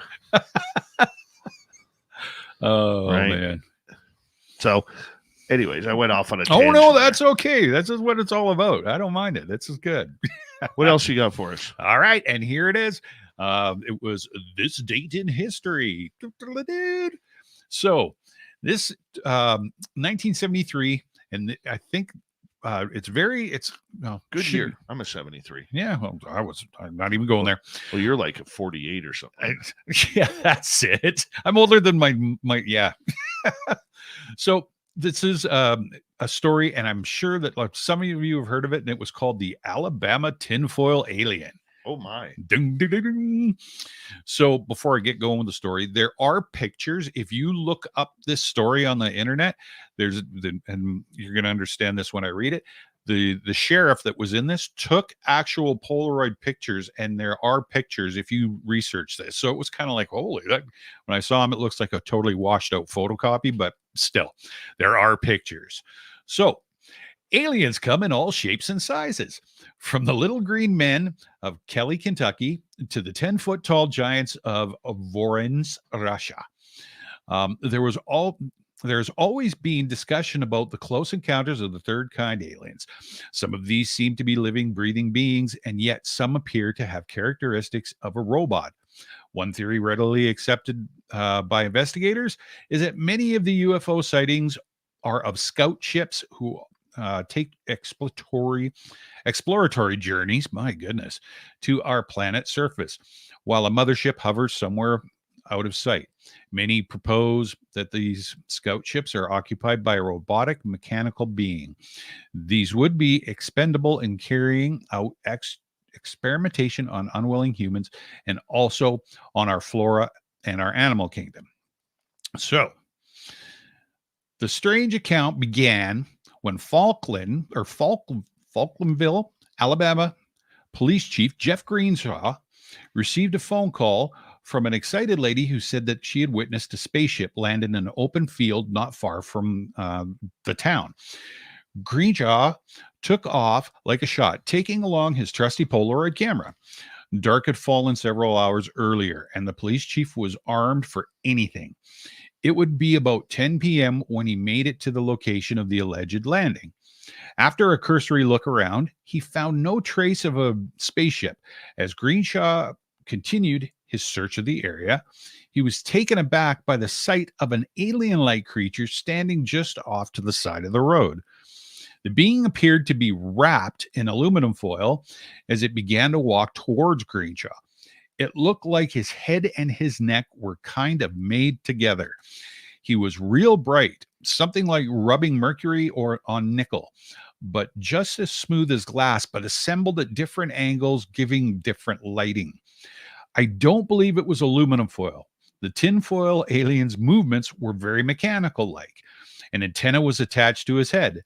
Though, in shock, he managed to snap off 4 pictures of the odd-looking alien.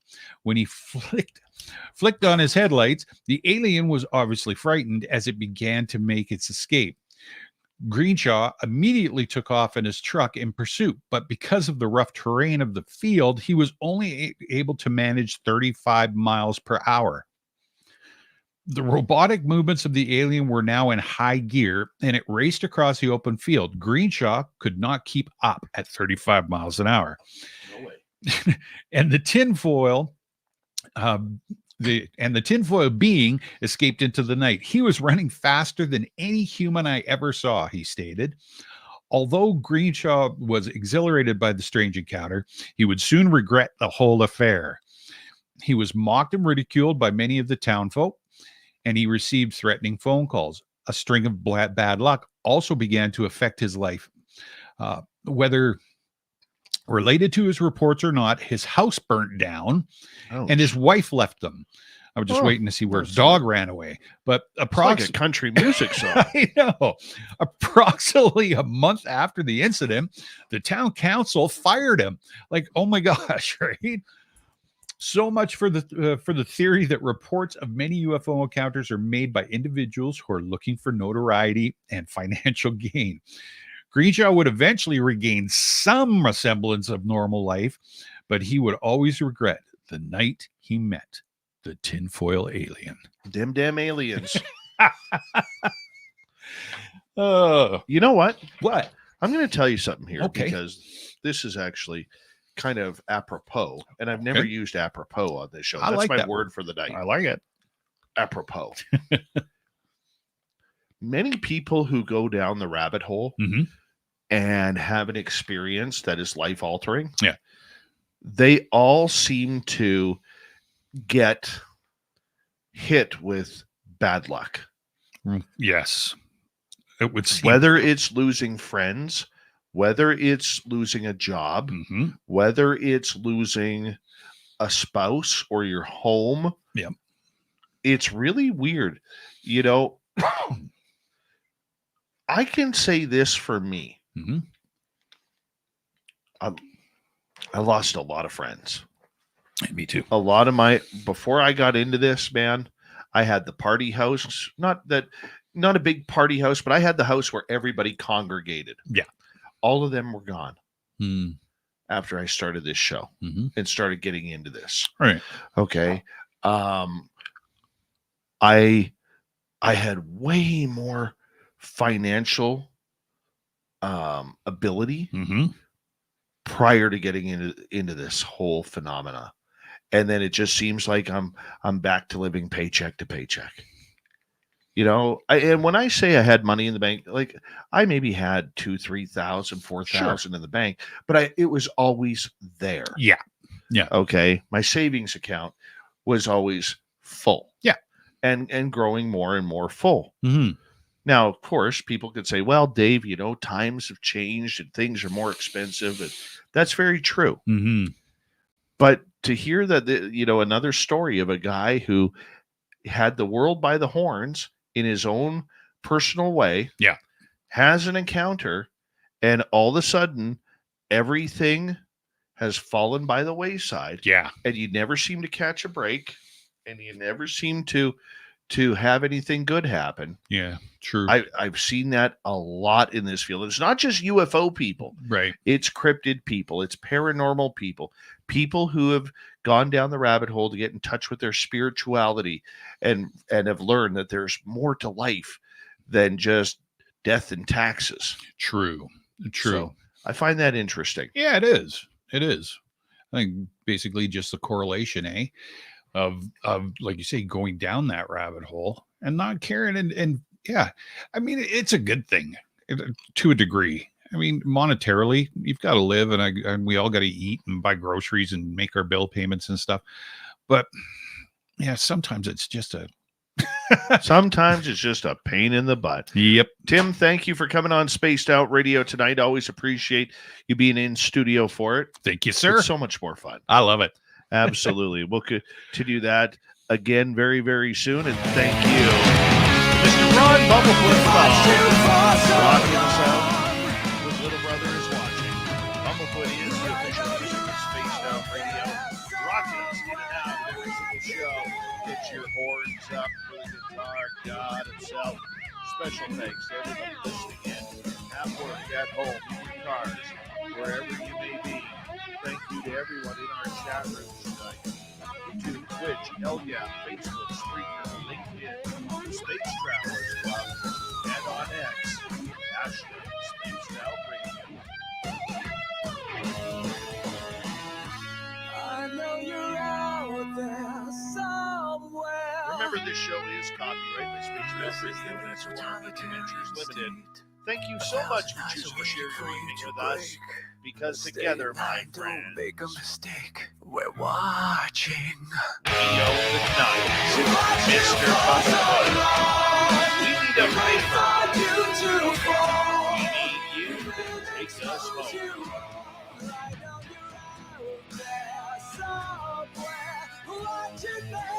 Yes, the blue train has gone for the night, but soon, my friends, we shall ride again. Your seats are always available. Your tickets never expire. And if you want to bring a friend, we've got room for them too. Good night, everybody.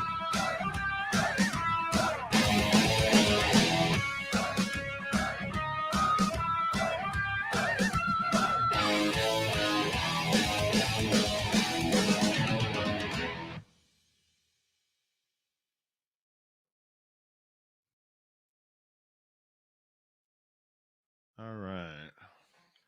There's that. Awesome. There's that. I'm just going to quickly download this. Sure.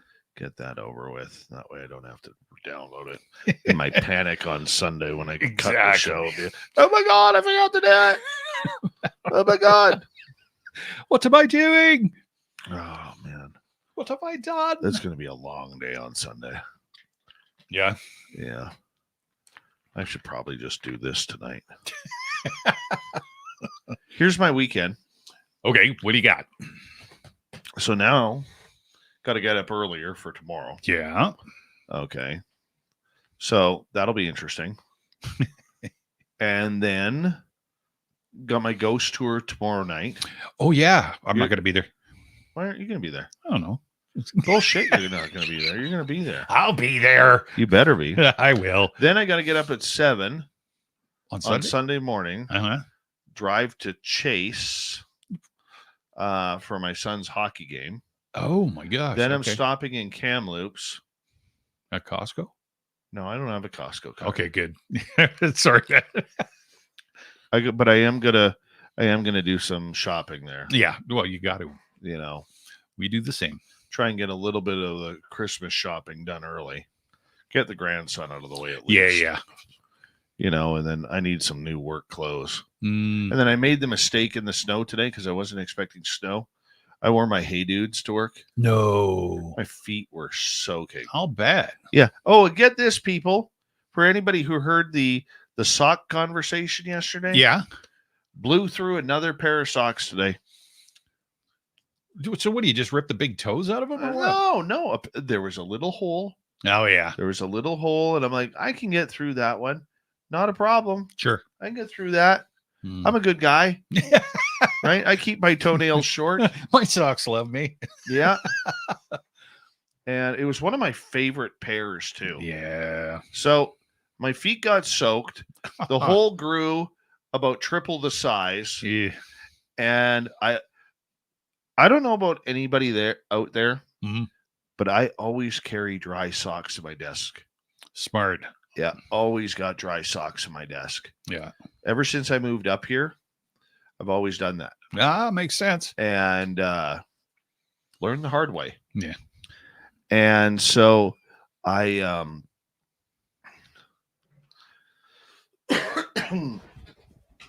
took off my feet were so cold. I took off my socks and shoes right in front of a customer. I didn't care. No.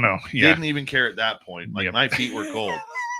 And put my oh hell, what the hell are they called? Son of a gun. Why can't I remember? I got a nice pair of black boots. Okay. Okay. And I put them on, and I was like, put on fresh socks. Yeah. Mm-hmm. And that was it. No, I didn't have my Crocs on. I don't wear my Crocs to work. I got my Crocs on right now. Yeah. They're ugly too. They are. Oh yeah.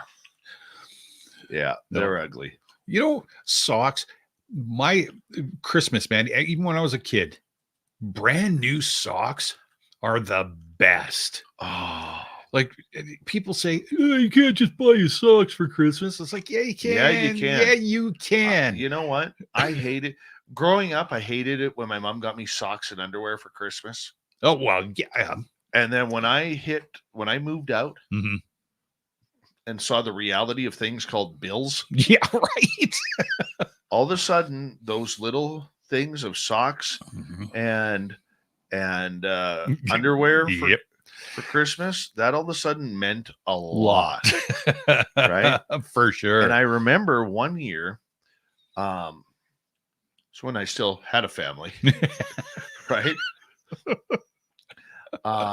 My ex-brother-in-law and I, we were, and my sisters were laughing because, oh, here come the socks, and my mom, my mom, I think she was woke before it was popular because she always had the I'm offended thing.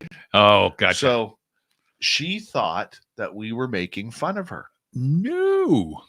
And so the next year, none of us got socks. Sheesh. So literally, all the presents, because it would look like we have a mountain of presents. Yeah. But, you draw the names and all Yep, this. yep.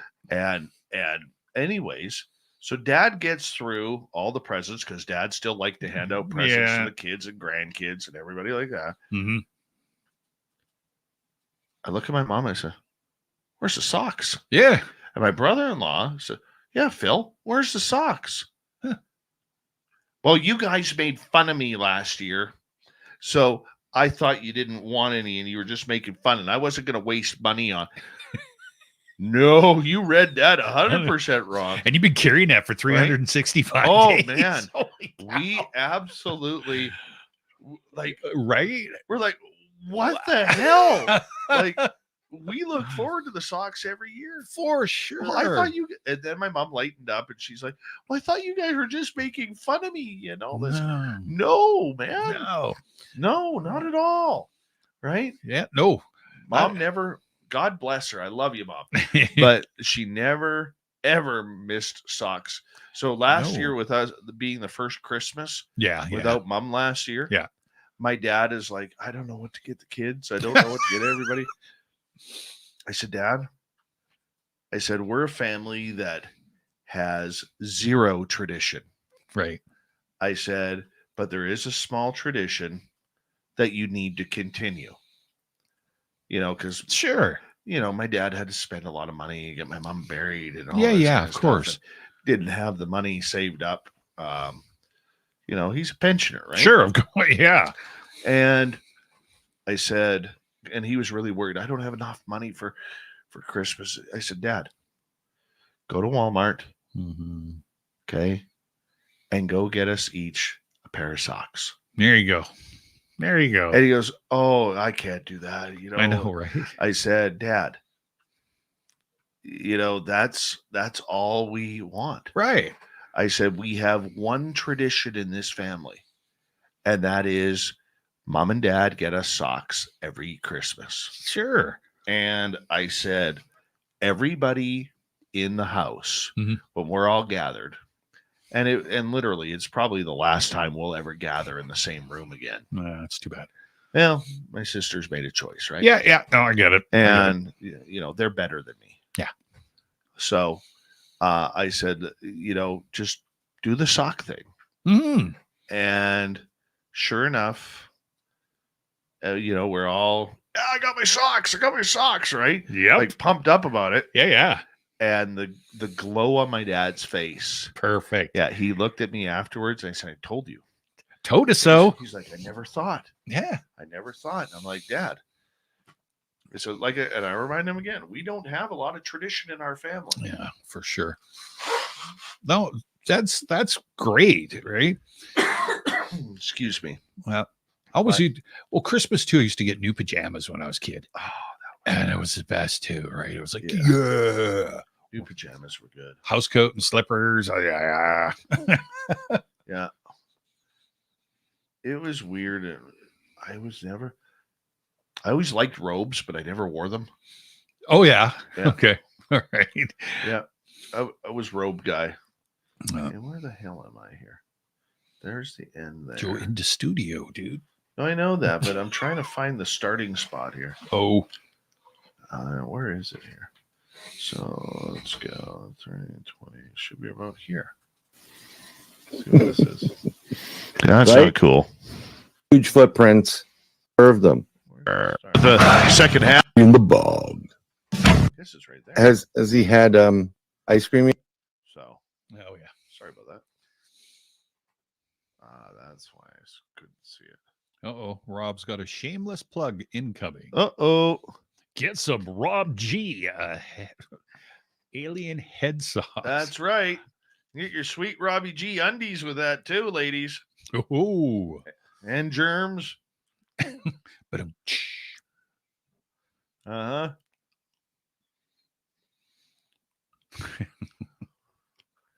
Yep. So, yeah, man, that socks big time for Christmas. I even, if I go out somewhere, whatever, if we're at Costco or whatever the place, and you see those, 12 packs. Yeah. And it's like, oh. You got 12 days of heaven. Oh. I don't know what it is. If I could afford it, I would have brand new socks on every day. There is Absolutely. something about brand new socks. Mhm. You know, like Michael Jordan used to wear a brand new pair of runners. Yeah. Nike Air Jordans Yeah. every game. Yeah. Okay. And he just loved the feel of new shoes. Mhm. Well, they make you run faster. But me, man, if I could wear new socks every day, new socks and new underwear every day, I'd be a happy man. Yeah, no doubt. Well, and they're good socks when you feel like you're walking on pillows, and then when you take them off, your feet are all fuzzy. Yeah. It's like, yeah. Mm-hmm. Oh man, that's good times. Most certainly. That's good times right there, man. I just okay, where's the start? There it is, right there.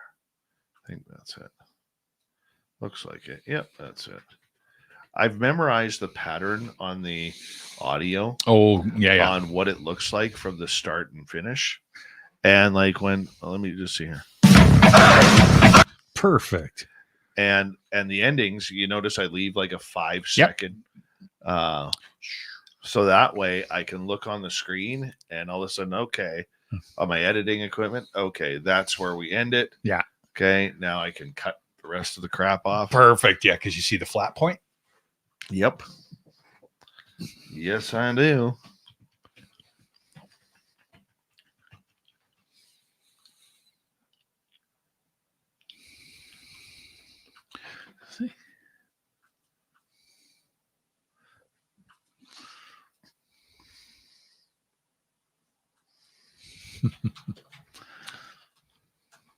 Oh, yes, Vanessa.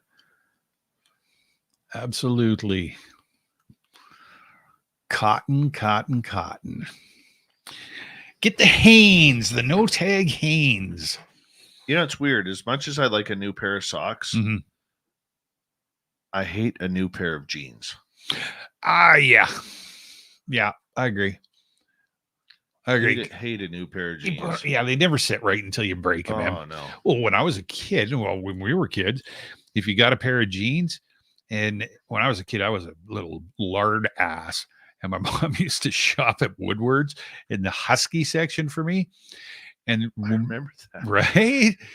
And so we'd get these jeans, and they'd be like putting on cardboard. They were blue, as deep blue as they could possibly be. They lasted forever, but you get them and you're walking around and it's like, oh, I'm getting chafed, and your legs are all. Oh, I hated wearing jeans as a kid. Yeah. I wore sweatpants every day. Did you? Every day. Yeah. And then rugby pants were in style. Oh gosh. Yes. Yeah. My mom was the rugby pant mom, where she went crazy. Like I had like 8 or 9 different pairs. Oh, excellent. All different colors. Perfect. And, you know. Oh yeah, rugby pant mom. You know. Yeah.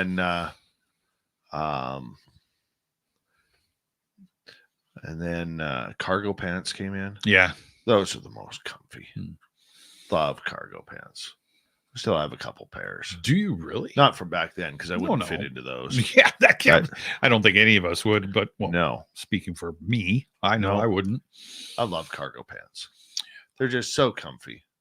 I'm wearing cargo pants right now. Yeah, I've got actually the insulated ones from Mark's. Nice. And so you throw them on when you go ice fishing or whatever. And oh man, yeah, they're brilliant. And then some of my outdoor stuff when I go hiking and stuff or backcountry camping. Fall Ravens. You like that backcountry camping stuff? Oh yeah. Not me, man. Do you got a pointy stick when you go in there? Oh yeah. Always. I mean, if I'm just going for a day hike, I'll have my bear spray or something on me. I'm not a day hiker. Yeah. Like if I'm wandering around, but if I'm going overnight, always got my. Hi, Thurston Howell III. How's Lovey? Let us know. Thurston Howell III. Yep. But cargo pants are comfortable, that's for sure. But you can lose stuff in them because you have too many pockets. Thank you, Jennifer, for that lovely super chat. Greatly appreciate that.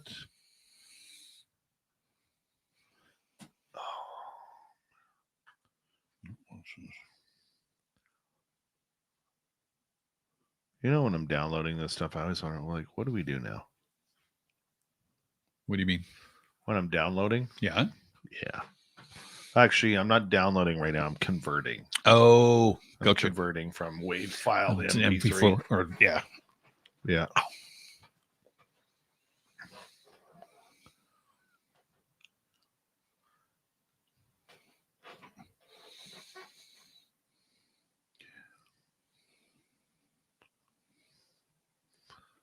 I think it says. Wow. Oh, it's totally fap. I shat myself in my all-time favorite jeans. Utterly ruined them. I want those back so bad. Why don't you just throw them in the washer? Levi's 501s into the garbage. He's into the 50 poos. Mm.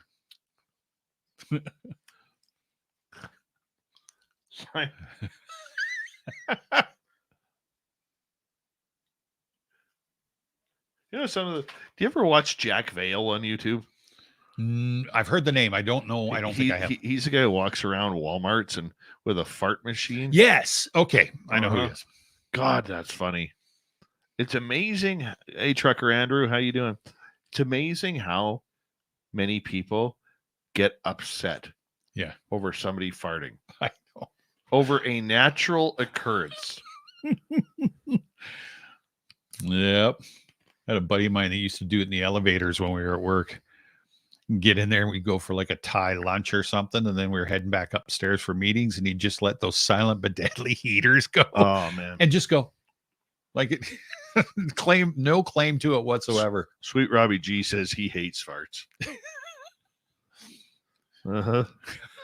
Well, at your age, Rob, you gotta be careful with those. Yeah. Yeah. Mm-hmm. Yeah. You never know. Do a quick Never know when the turtle head's gonna poke out. Turtle. Oh my God. I don't think anybody's seen that movie, but everybody knows that one line. Yeah. Oh yeah. Mm-hmm. But yeah, the most stingiest person at work the other day literally looks like Ichabod Crane with facial hair. Our accountant at work. Great. Yeah. Tight little hallway. Yep. All right. Like you can't even fit two people side by side kind of hallway. Yeah. Crop dusted me right there. Oh, air biscuit. And his wife is from Africa. Oh, yeah, yeah. Mm-hmm. And she cooks very traditionally. Ooh, yum. And I'd love to try it. He never offers. I'd love to try it. Jerk. Most beautiful children they have too. Beautiful children. And their one son, I tell you, if he was a few years older, I would tell my daughter, you go after a boy like that. Yeah. He is just a good boy. No, that's right. A good boy. Graduated with honors and and really learned just like me. Kid took there was a group of kids that he's involved with, and they're all brainiacs. He took all of them started with $1,000 of savings. Right. Okay. And all of them paid for their first year of college through investment in crypto. No way. Good for them. Yeah. And two of them paid their entire tuition. Whoa. Starting with $1,000, it took them about a year and a half. Wow. I don't understand the system. Me either. I have but no clue. Those boys, they are just, yes, sir, no, sir. How you doing, sir? Yeah. I think his name's Ezekiel. Just a great, great kid. What's your name? And then Ashton, Leon's son. Yep. He was in that group. Oh, yeah. Well, yeah. Good kid. Oh, another good boy. Excuse me. And anyways, they and they're all off to college now, and they're all still online doing their thing with each other and how to make money on. And I'm like, I offered the kid one day, one of the boys, Ashton. I offered him. I'm like, dude, you know, I don't have time to learn this. I'm way too old to learn this stuff. I said, I'll give you 30%. Never took me up on it. Really? Yeah. Right. But yeah, anyways, got crop dusted. And yeah, sour. Ooh. Yeah, one of them sour ones. Jesus. And my mouth was open. No, and you know what? I know it sounds like I'm exaggerating now for laughter, right, and grossness, but no, that is the absolute truth. Oh, absolute truth.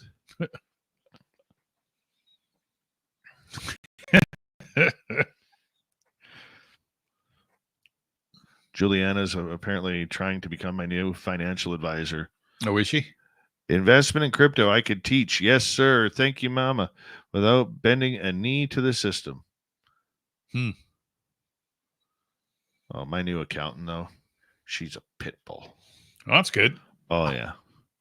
Well, you met them the other night. Yes, that's right. Yes, she would be. Yeah, just a pit bull. Yeah, I don't think I'd want to mess with her. No, and her husband has great hair. He has great hair. Oh, isn't that just...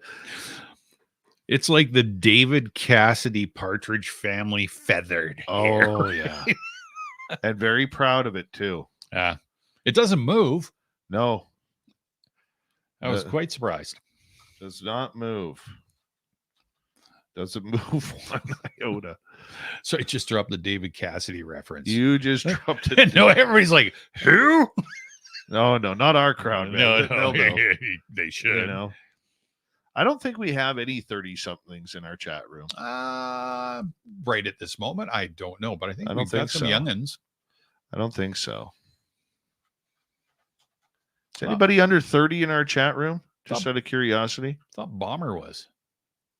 Like, Bomber's a young guy, isn't he? Bomber's a lady. Okay, sorry. Like, come on, man. Jeez, dude. Like, what are you getting at here? Like, what's your boggle? I don't understand your lingo.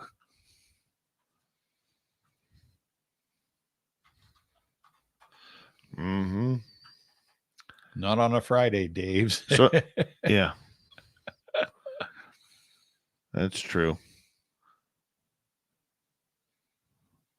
That's very true.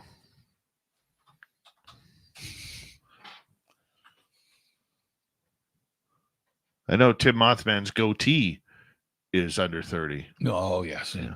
Understood. Yeah.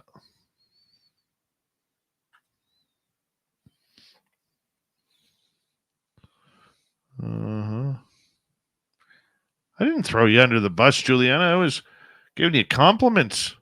Yeah, no, we don't do that. Oh, she's a farmer. As a farmer, I look at my investments every day. Cool. Where I can touch it. Oh, that's awesome. I never had that. Never had that. I got taught the worst credit advice from my parents. Oh, me too. Yeah, pay everything cash. Stay away from credit cards. Yep. All right. Yeah. Put so much away. Yeah. Don't finance anything. Yeah. And then you go to get a mortgage and they're like, you have no credit. Exactly. Thanks, happened Mom. to me. Right. My daughter listened to me to a T on how to build her credit. That's perfect. And I was totally, like, when she bought her new vehicle, I was totally ready to co-sign for her. Sure, of course. And then all of a sudden, green light comes on, and she got it on her own. And I was like that was just like you should have seen her. She was just like eyes well up. Oh, that's so awesome. Her eyes welled up, and when she was, she's like, I got it on my own. Like, just the sense of pride. Absolutely. Oh my gosh. And proudness. Yeah. You know, because most people her age, they've either blown out their credit or they have no credit. Yeah. And, you know, it was actually nice to see that one of my kids one time on something important actually listened to me. I get it. My son did the same thing. Yeah.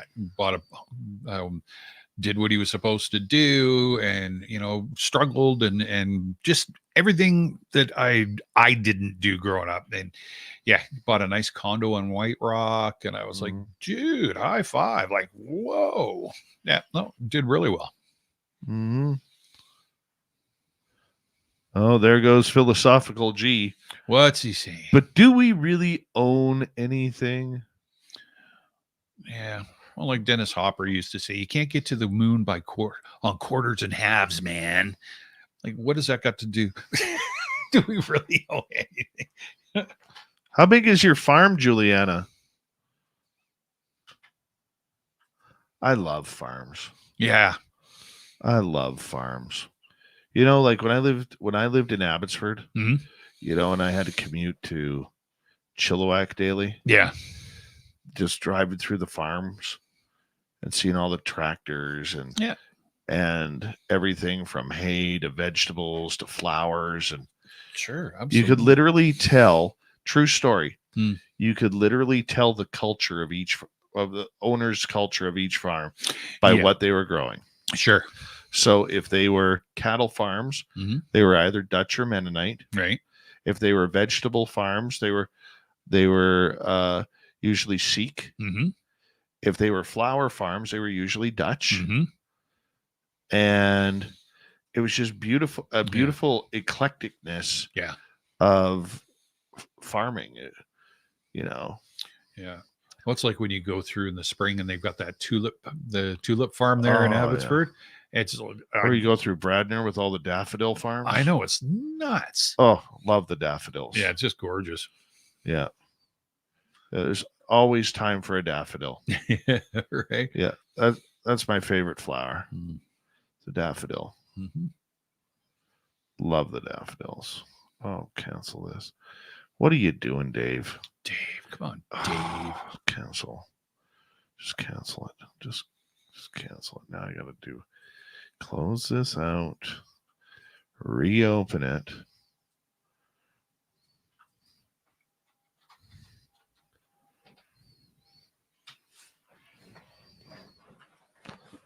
It's a nice cold breeze coming in here. It is. It's almost a little too nippy. Well, it was when we went out there for a second. Oh yeah, man. Oh man. Just deadly out. Deadly out. It's coming. You know it's coming. Yeah. Oh yeah. You know it's coming. Yep. You see 1.1 or 1.2 million people did advanced voting in British Columbia. Mm-hmm. Yeah. That's a lot. We have our provincial election tomorrow. Mm-hmm, mm-hmm. So for our American listeners, it would be the equivalent of you electing a governor. And it's a close race. You know what that tells me with all the advanced polls? We're going to see a change. I would hope so. Because those who are all about the high intensity of socialism, shall we say? Yeah, good call. I think that's a fair comment. Yeah. Without getting too political. No. They usually wait till the day of. Mm-hmm. So British Columbia has a population of what? 6 million? I think so, yeah. Hold on, I'll find out here. We'll get the numbers for you shortly. Yeah, we'll get the numbers for you shortly. Getting the numbers. All right, I think it's like 5 or 6 million. Population of BC. So right now, 5,879,000. Okay, so close enough. So 5 million. Yep. So that's 1/5. That's insane, actually. Yeah, 1 in every 5 people has already voted in the election. That's it. And there was only 2.2 million that voted total 4 years ago. So that's 20% of voting eligible voters already voted. Yeah. Oh. And the majority of us will vote tomorrow. Yeah. I never do advanced polls. I used to. Only you look when like we an going. Advanced poll kind of guy. When I went hunting, if we were going out of town and doing our thing up then I would. But yeah. No. By God, I hope there's change, man. Me too. Did you know our current premier? Yes. his party over the last 4 years raised taxes 38 times in 4 years. No, I didn't know that. Yeah, 38 times in 4 years, from gas to alcohol to tobacco to property tax to food, carbon tax, 38 times. Yeah, I still think that there should be a line. So if just for the United States right now, the way it is right here, like living in British Columbia, and then you combine the federal taxes with Canada. If you take 1 year of your salary, I believe it's now 60% or 61% of your salary goes to taxes annually. Yeah, through different forms. Yes. Yeah. 61% of your PRM. We have to wait. We might get an early election here because Dear Leader's own party is turning on him now. Mm-hmm.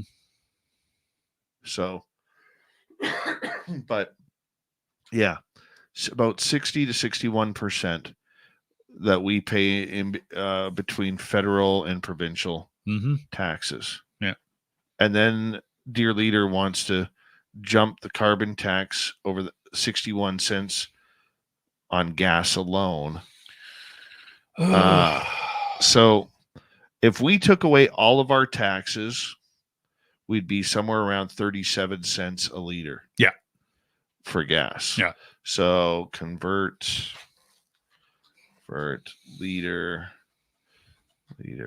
to gallon. So let's say about 1 liter. Okay, so 1 liter is 0.26. So let's just say you did $37, which is 37 liters. Mm-hmm. That would equal 9.77 gallons. Yeah. For $37. Mm-hmm. Yeah, so 10 gallons for $37. Yeah. Up here, Juliana, all farmers get nailed with carbon tax. Yeah. And then they tax the truckers that pick up the food. Mm-hmm. And then they tax them to take the food to the warehouses. The warehouses gets taxed on carbon tax to process the food. Yeah. And to package it. Then the next truck driver gets hit with the carbon tax to deliver the food to the food store, who gets hit with a carbon tax. Yep. I want to tell you how foolish the carbon tax is in Canada. Right. Canada has, if you take the entire world, Canada's carbon footprint is 1.8%. Mm-hmm. And we are the highest paying carbon tax country in the world. Yep. And if they eliminated us to net zero, our output would drop from 1.8 to 1.5. That's right. China is at 55% of the world's carbon. Yeah. So here's an interesting yet simple mathematics for you, if you don't know this. Because math doesn't lie. It can be manipulated, but it doesn't lie. No, exactly. Okay. Canada has a carbon footprint of around 583 million cubic tons per year. Mm-hmm. So that 583 million times 3. So you're looking at about 1.6 billion. Yeah. Or 1.8 billion or whatever it might be. 1.6 billion. It's a couple billion between friends. Right? Yeah, what's 100,000? 400,000 or 400 million for your party people. Right? So Canada has 3.8 billion or 380 billion trees. Something like that. Something stupid. Some stupid number. How many trees in Canada? pardon me. 318 billion trees, covering over 40% of the nation. Yep. Okay. So every tree eats up approximately 40 to 50 pounds of carbon a year. Yep. Do the math. If you do the math, Canada is carbon neutral. Oh, yeah. Because 1.6 billion minus 318 billion. Yep. Huh. Mm-hmm. I said that to Lauren Dirksen one day. Yeah. And he said to me, because he's kind of an environmentalist too. Yeah, no, for sure. And he said that we're lying to you. He literally said to me, and I have no problem quoting him on that. No. He goes, we're lying to you. Mm-hmm. He goes, we're carbon neutral. Yeah. In fact, we're carbon negative. Yeah, I was just going to say. We're carbon negative. Yeah. And there you go. Yeah. But don't worry. Don't worry. They know what's best for us. That's right. Right? And that's your Friday night lesson with Science Dave. I don't do a lot of science. No, I get it. But numbers are numbers. Mm-hmm. I'm not a mathematician. You don't have to be. Okay. But it is what it is. Yeah. And on that note, everybody, grow a tree. They're always healthy and they're beautiful. Yeah. And do yourself a favor. Give that tree a hug every now and again, because it will hug you back. Mm-hmm. Yeah. Says the guy who just said, hey, yeah. Yeah. Remember, paper straws do have more chemicals in them than the plastic. Yeah. And if you're bitching about paper straws that come in plastic wrappers like Starbucks, that pissed me off. Dude. Yeah. Did you? I mean, they eventually changed it. Mm-hmm. But originally, when the whole paper straw thing came out a few years ago, yes, Starbucks was actually wrapping their paper straws in plastic. Yeah. Brilliant. The brain, it was working, right? Yeah. So anyways, long story short, just remember those paper straws have more harmful toxins in them than the plastic straw. Absolutely. Yeah. And the plastic straw can be cleaned. If you want to recycle a straw, yep, it can be cleaned. You betcha. Paper straws can't. Nope. And if you burn them, they put the chemicals out. Excellent. You know, that's believe it or not, paper straws are actually on the election table in British Columbia for tomorrow. Bring them back. Yeah, and plastic utensils. Yeah. And what else is it? Grocery bags. Plastic grocery bags. Rob, do you like anything? Now you're bitching about straws. Oh, Rob. Sweet Robbie G. What is it going to take to find something that you like? You know, honestly, Life cereal. Do you like Life cereal? Robbie, he you know, likes it. I'll tell you one thing. I hate drinking out of a cup at a restaurant. Really, I hate straws. I really do. I never use straws. I'm not a straw fan. Like if I'm at home, yeah, I'll never use a straw. No. If I'm at your place, yeah, I'll never use a straw. But at restaurants, or if I'm at a bar, always a straw, man. Yeah. Always a straw. Yeah. I always use it to just look cool when it's on your finger, and then I drink. Yeah. Well, I don't know. Rob G also enjoys a good umbrella in his cocktails. Hey. Yeah. If you like pina coladas. Oh, yeah. Caught in the rain. Sweet Robbie G this weekend, everybody. I'll see you on Monday when my guest will be Little Tommy Whitmore. Little Tommy Whitmore. We're talking MJ12 on Monday. See you then, everybody.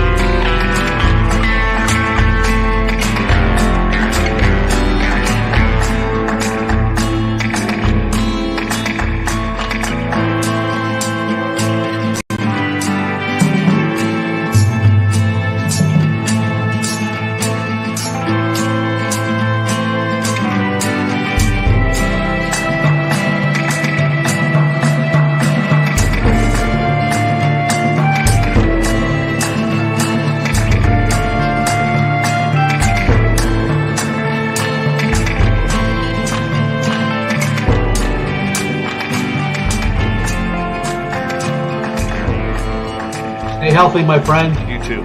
If you need bail money, give me a call. Always, Dad. Take care. You too.